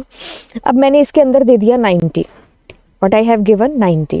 अब ऐसा है कि जब हम इसको रन कर रहे हैं ना, तो आपके पास में आपका डेटा फ्रेम प्रोड्यूस होकर के आ रहा है, और वो जो वैल्यूज़ जो कि नल थी, अब उनकी जगह पर एक वैल्यू आ चुकी है विच इज़ 90, क्योंकि आपने यहाँ पर 90 दिया है। तो मतलब ये जहाँ पर भी आपके पास में जहाँ पर भी नल वैल्यू होंगी उसको ये 90 से रिप्लेस कर देगा। अब आप कहोगे 90 ही क्यों, आप कुछ और देना चाहें? यस, आप कोई और नंबर दे सकते हो। Let suppose I have given there 0, ये लेट सपोज मैं एम्प्टी देना चाहूँगी, यहाँ पर एक स्ट्रिंग देना चाहूँगी। तो अगर हमने एम्प्टी रखा तो we can see here how this is coming, empty empty empty. अभी आई थिंक इसमें कोई और चीज़ मुझे ऐड ऑन करने की ज़रूरत नहीं है, क्योंकि अगर आपने इतनी टफ चीज़ें सीख ली हैं तो fillna is just to fill null values, that's it, उससे ऊपर कुछ भी नहीं है। ओके, अगला जो हमारा यहाँ पर है क्या है? ड्रॉप ना। क्या है? ड्रॉप ना। अब ये क्या करेगा? ड्रॉप करेगा किसको भाई? नल वैल्यूज़ को। अच्छा चलिए, DROPNA, ड्रॉप ना। अब अपने ड्रॉप ना को कॉल करते हैं, तो ये क्या करने वाला है? जो नल रिकॉर्ड्स हैं आपके पास में, अगर आप दोनों में कंपेयर करो तो यू हैव सुंदर का डेटा, यू हैव राम का डेटा, इन दोनों की रो के अंदर है ना आपके पास क्या? Null values. तो we will be finding here कि वो पूनम से आकाश तक का डेटा आपको डिस्प्ले कराएगा, ठीक है? जिनका नल है वो नहीं डिस्प्ले होगा। जैसे कि अपने क्या करते हैं, किसी और के नाम में भी नल डाल देते हैं। लेट्स सपोज ये लास्ट या ये सेकंड लास्ट वाला नन कर देते हैं। अब मैं इसको रन करती हूँ तो ये जो सेकंड लास्ट रिकॉर्ड होगा ना, ये भी डिस्प्ले नहीं होना चाहिए, तो वो पूरी रो ही ड्रॉप हो जाएगी। ड्रॉप ना is dropping null. Okay, so we don't have data of Sundar, Ram और सार्थक, है ना? तो उनके अलावा वाला डेटा हमारे पास में है। तो मेरे को नहीं लगता कि अब मुझे इसमें भी कोई टाइम स्पेंड है जो करना चाहिए कि ड्रॉप ना, नाम इस नल, नल को ड्रॉप कर रहा है, दैट्स इट। अब बात करते हैं इज ना की। अब नाम क्या कहता है इजना का? कहाँ हो तुम? इजना का नाम क्या कहता है? इजना इजना इजना। पहली चीज इज ना, ये चेक करेगा। देखो, इस जहां पर भी लगा होता है ना, जब आपने स्ट्रिंग के अंदर कभी भी आपने इसको करा था, is numeric, is digit, is alpha numeric, is upper, is lower, is identifier, ऐसे फंक्शंस जब आपने किए थे तो मैंने आपको बताया था कि जब भी किसी फंक्शन के आगे इज लगता है ना, तो वो हमेशा आपको ट्रू या फॉल्स में आंसर करता है, क्योंकि हम पूछ रहे हैं ना किसी से सवाल, है ना? तो यहाँ पर क्या चीज़ है कि हम सवाल पूछ रहे हैं, तो सवाल क्या है कि जहाँ पर नल है ना, ये वहां पर ट्रू करेगा। बोले तो क्या? इज ना, मैं ऐसा पूछ रहा हूँ कि इज नल, तो क्या करेगा? जहां पर हमारा नल है वहां पर ट्रू आएगा। अब आप कहोगे अच्छा, अगर इसका मतलब इज ना का ये है तो what's the mean of is null then? Is null का क्या मतलब होगा? देखिए, बस दोनों के नाम अलग अलग हैं लेकिन काम दोनों का सेम है, तो यानी कि दोनों एक ही काम कर रहे हैं, दोनों से सेम आउटपुट आपके पास में प्रोड्यूस हो रहा है, ठीक है? तो यहाँ पर देखिए, you have answer false true false false, is null से भी वही चीज़ हो रही है, false true false false false, ठीक है? तो कहने का मतलब सिर्फ इतना सा कि दोनों फंक्शंस इज ना और इज नल एक ही काम कर रहे हैं, ठीक है? दोनों की जो फंक्शनैलिटी है वो सेम है, बस नाम अलग अलग हो गया, ठीक है? तो ये इन तीनों चारों फंक्शंस की कहानी है जो मैंने पांडास के एंड में पहुंच चुके हैं, और यहाँ पर हम लोग बिल्कुल जानने वाले हैं जी किस्सा और कहानी किसके बारे में, जॉइन के बारे में, कि जॉइन कैसे कर सकते हैं। अब जॉइन, अगर देखिए किसी भी शब्द को जब आपने जानना है ना कि भाई ये क्या है, मतलब कोई भी चीज़ आप ले लीजिए, है ना, तो मेरा ये मानना है कि जब आप उस शब्द को उसके नाम से शुरू करते हैं ना, तो वो चीज़ें आपको हमेशा के लिए याद रहती हैं। तो वैसे ही आप देखिए जॉइनिंग है यहाँ पर, तो जॉइन का मतलब है कि दो चीज़ों को आपस में जोड़ रहे हैं। अब यहाँ पर दो चीज़ों से मतलब क्या है? अगर हम पैंडास कर रहे हैं, पैंडास में डेटा फ्रेम कर रहे हैं, तो वो दो चीज़ें क्या होंगी? आपका डेटा फ्रेम हो गया, तो यानी कि दो डेटा फ्रेम को आपस में ज्वाइन करा रहे हैं यहाँ पर, ठीक सही पकड़े हैं। तो चलिए इसकी किताबी भाषा पढ़ते हैं। कहता है कि we can use the pandas dot data frame dot append function, मतलब ये जो कारनामा हम करने वाले हैं ज्वाइनिंग वाला, इसके लिए हम एक मेथड, एक फंक्शन जिसको अप्लाई करने वाले हैं, जिसको यूज़ करने वाले हैं, जिसका नाम है अपेंड। ठीक है, तो ये फंक्शन हमारी सहायता करेगा ज्वाइन कराने के लिए। आगे की कहानी पढ़ते हैं। Method to merge two data frame, तो जैसा इसके नाम में छुपा था कि भाई कुछ ज्वाइन होगा, तो इसने कहा कि दो डेटा फ्रेम को आपस में मर्ज कराने के लिए हम अपेंड फंक्शन का सहारा ले रहे होंगे। आपके जो सिलेबस है उसके अंदर अपेंड है एंड इसका हम यूज़ करेंगे। ओके, तो आगे की चीज़ पढ़ते हैं। कहता है कि it append rose of the second data frame at the end of the first data frame. नहीं समझ में आया तो कोई बात नहीं, ये आपका एक डेटा फ्रेम है, सुपर कूल मैम, और ये आपका दूसरा डेटा फ्रेम है। बस ये पहले डेटा फ्रेम दूसरे डेटा फ्रेम को ऐसे करके जोड़ देगा। अभी आउटपुट देखोगे तो समझ में आ जाएगा। नीचे एक तरीके से नीचे जोड़ेगा। कहता है कि columns not present in the first data frame are added as new column. ये भी नहीं समझ में आया तो भी सुपर कूल है, क्योंकि मैं आपको ये सारी चीज़ें यहाँ पर कुछ बता देने वाली हूँ। ओके, तो ये हमारे पास में हमारा एक डेटा फ्रेम है। खैर हम इसमें चेंजेस करेंगे, लेकिन अगर मैं आपको मतलब ये एक मेरा डेटा फ्रेम है यहाँ पर। ठीक है, अभी हम एक छोटा सा डेटा फ्रेम और बनाएंगे या इसी में कुछ चेंजेस करेंगे, बट एक बार जो हम करना चाहते हैं चीज़ उसका एक बार प्रीफेस हम थोड़ा सा यहाँ पर बना लें।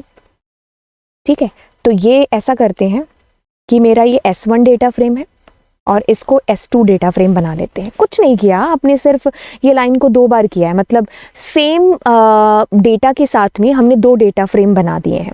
अब हम कुछ ऐसा कर रहे हैं, हम कह रहे हैं कि S1 डॉट अपेंड किसके साथ हो जाए, S2 के साथ में।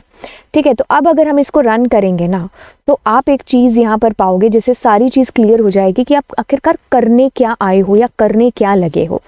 ऊपर से देखिए यहाँ पर ABCDEFG तक आपके पास में डेटा था। अब इसने क्या किया, नीचे की साइड ये आपका दूसरा डेटा फ्रेम जोड़ दिया।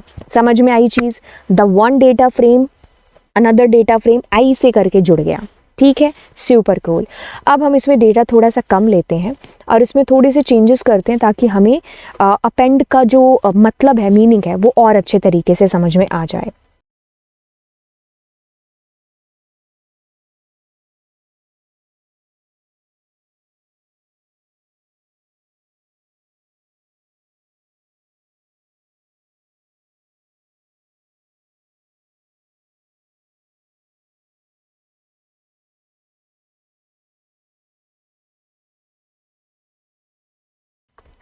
तो हमने ना ऐसे करके 2 डेटा फ्रेम बना लिए हैं। अब हम इसके अंदर लिखते हैं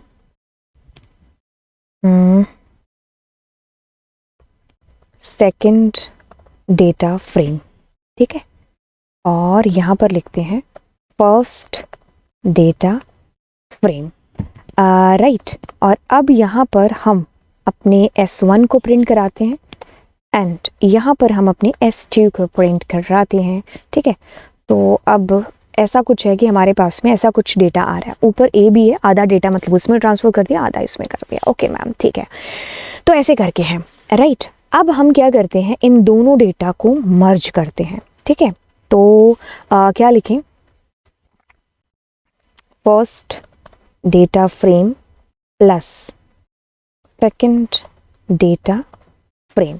ठीक है, तो अपने क्या करेंगे, प्रिंट और S1 डॉट अपेंड क्या किया, S2।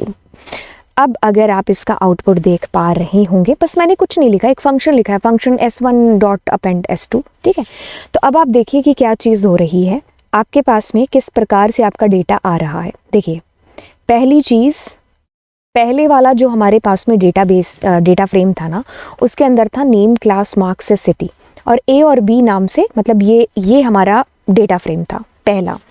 फिर आपका दूसरा डेटा फ्रेम था ये वाला। ठीक है, अब आपने क्या किया, दोनों को मर्ज कर दिया। अब आप देखोगे इसमें A B है, इसका ये वाला आ गया, इसमें भी इसके वाला आ गया। अब आप बेटर अंडरस्टैंडिंग के लिए क्या कर सकते थे, इनके अंदर पहले वाले डेटा फ्रेम के अंदर मैं इसके अंदर कर सकता हूँ Y और Z, ऐसा कर दिया। ठीक है, तो मतलब इसके जो कॉलम के रो के नाम हैं जो वो डुप्लीकेट आपको अलग से दिखेंगे, है ना। तो y और z, है ना। तो पिछली बार a भी आ रहा था, है ना। तो अभी देखो आपका इस तरीके से, मतलब पहले डेटा फ्रेम के साथ दूसरा डेटा फ्रेम जुड़ गया है। तो मैं बहुत धीरे धीरे चल रही हूँ ताकि आप हर एक चीज़ को कैच करते जाओ, ठीक है। ये वाली बात हुई। अब इसमें आता है एक जो हमारा मेथड है, साथ साथ मैं आपको मेथड भी बता देती हूँ कि देखिए जैसे हम यहाँ पर हमने जो है वही किया a और b, ठीक है। तो अगर हम ऐसा कुछ डिस्प्ले करा रहे थे तो हमारे पास में ऐसा कुछ डिस्प्ले हो रहा था, कैसा a b, है ना। तो अब मैं आपको इसके अंदर कुछ कुछ चीज़ें और इंट्रोड्यूस साथ में ही करा देती हूँ, नहीं तो फिर ये चीज़ समझोगे फिर दोबारा से समझोगे, है ना। तो अब अपने ऐसा करते हैं कि इसमें सबसे पहले ये वेरीफाई इंटीग्रिटी करते हैं, ठीक है। तो वेरीफाई इंटीग्रिटी यहाँ पर इसलिए यूज़ में होता है, ये एक एट्रीब्यूट है जिसका हम अभी यूज़ करने वाले हैं। तो बेसिकली इसकी जो बाय डिफ़ॉल्ट वैल्यू होती है वो होती है फॉल्स, ठीक है। तो मैं क्या करती हूँ, इस वेरीफाई इंटीग्रिटी को ट्रू कर देती हूँ। मतलब कहने का सीधा सा कि इसको आप यूज़ इसलिए कर रहे हो कि आप इसमें रन टाइम एरर जनरेट करा दोगे क्या, कि भाई जो है आप डुप्लीकेट नहीं दे सकते। मतलब देखो देखो देखो, अभी चलाने से पहले एक बार इसको देखते हैं कि मैंने इसमें इंडेक्सेस क्या दिए हैं, a और b, इसके अंदर भी क्या दिए हैं, a और b, है ना, ठीक है। तो हमारे क्या है, ये डुप्लीकेट हो रहे हैं। और अब मैं अगर इसको रन करने की कोशिश करती हूँ तो ये मुझे एक वैल्यू एरर दे देगा, ठीक है। तो ये कहेगा ऐसा नहीं हो सकता, आपने क्या किया है, मतलब आप मतलब डुप्लीकेट नहीं दे सकते, ठीक है। तो हमने एक रन टाइम एरर यहाँ पर जनरेट करा दी, राइट। तो ये बाय डिफ़ॉल्ट क्या होता है, फॉल्स होता है। तो इसको हम अब नहीं यूज़ करते, ठीक है। तो बाय डिफ़ॉल्ट ये फॉल्स है, या फिर यहीं पर भी आप फॉल्स कर सकते थे। तो इस प्रकार से इसने ये चीज़ की है, राइट। अब हम इसमें कुछ कुछ चीज़ें और करते हैं या चेंजेस और करते हैं कि जैसे मैं क्या करती हूँ, डेटा फ्रेम 2 है ना, उसके अंदर से ये वाला डेटा उड़ा देते हैं, ठीक है। उसमें सिर्फ क्लास और यही रहने देते हैं, क्लास और नेम, ठीक है। अब हम देखते हैं कि इसको रन करके कि अब क्या चीज़ हो रही होगी। तो देखिए क्या चीज़ हुई है। पहली चीज़ आपके पास में ये आपका पहला डेटा फ्रेम था, ठीक है, जिसमें आपने क्या लिखा था, नेम, क्लास, मार्क्स, ये सारी चीज़ें थी। अब इसको एक बार, ठीक है। तो ये मेरा एक पहला डेटा फ्रेम था, ठीक है, ओके ओके कूल। देन हमारा नेक्स्ट जो डेटा फ्रेम है जिसमें मैंने अभी कुछ चेंजेस किए, मतलब मैंने दो इसमें से एट्रीब्यूट उड़ा दिए बेसिकली, ठीक है। अब हम इससे को कॉन्कैटिनेट कर रहे हैं, यानी कि जोड़ रहे हैं अगले वाले के साथ में, मतलब दोनों को प्लस कर रहे हैं। तो अब आप देखिए कि क्या चीज़ हुई इसके अंदर, ध्यान दीजिए ध्यान दीजिए ध्यान दीजिए। देखिए ये डेटा फ्रेम 1 है, ये डेटा फ्रेम 2 है, ठीक है। इसमें नेम और क्लास है, इसमें नेम और क्लास है, मार्क्स और सिटी एक्स्ट्रा है। तो नेम, क्लास, मार्क्स और सिटी आ गया, ठीक है। ये पहले वाला मेरा डेटा फ्रेम आ गया, क्योंकि आप अभी तक क्या कर रहे हो, आप d1 डॉट अपेंड d2 कर रहे हो ना। तो मतलब d1 में आप जोड़ रहे हो इसको, आप d2 भी यहाँ लिख सकते थे, तब d2 ऊपर आता फिर, ठीक है। तो फिर क्या होगा, जो यहाँ पर डेटा है, अब इसके अंदर तो ये डेटा नहीं है ना मार्क्स और सिटी का, तो ये क्या है, डेटा मिसिंग।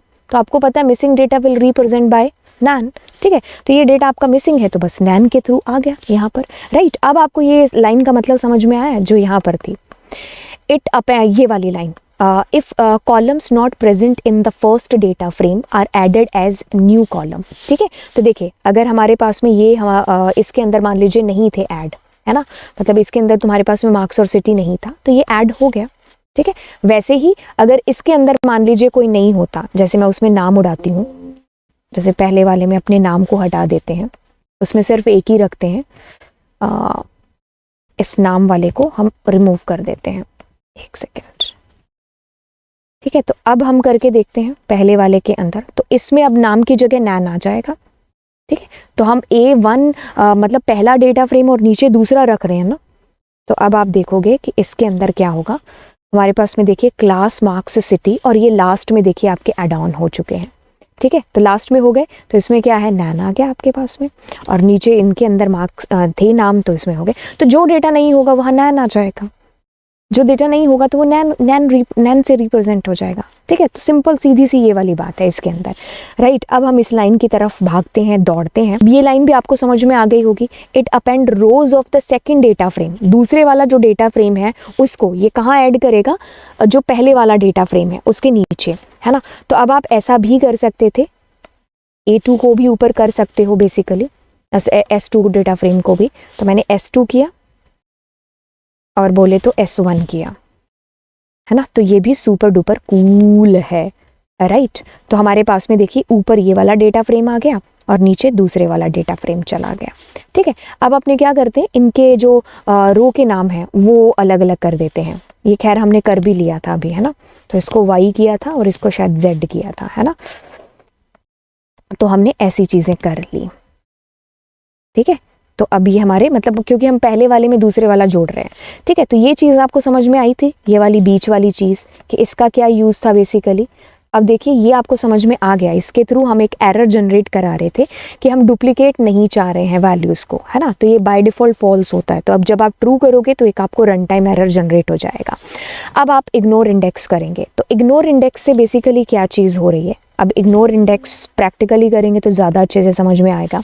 तो अपने क्या करते हैं, यहीं पर चलते हैं एंड इग्नोर इंडेक्स नाम के एट्रीब्यूट को कॉल करते हैं।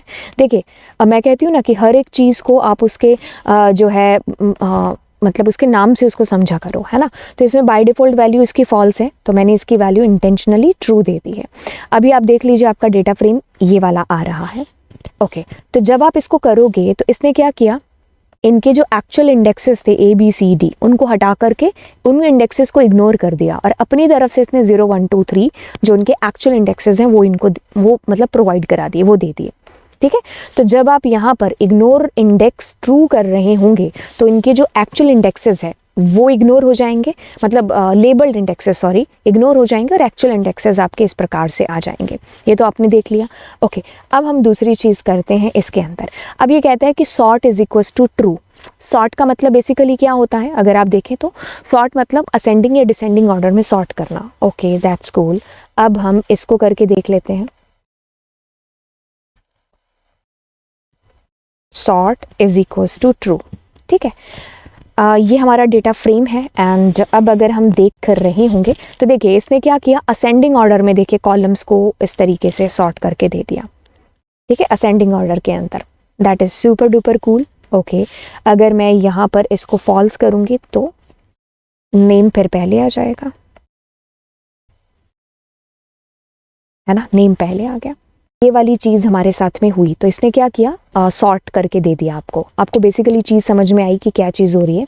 बस कुछ नहीं, आपका एक डेटा फ्रेम है, ठीक है, एक सेकेंड।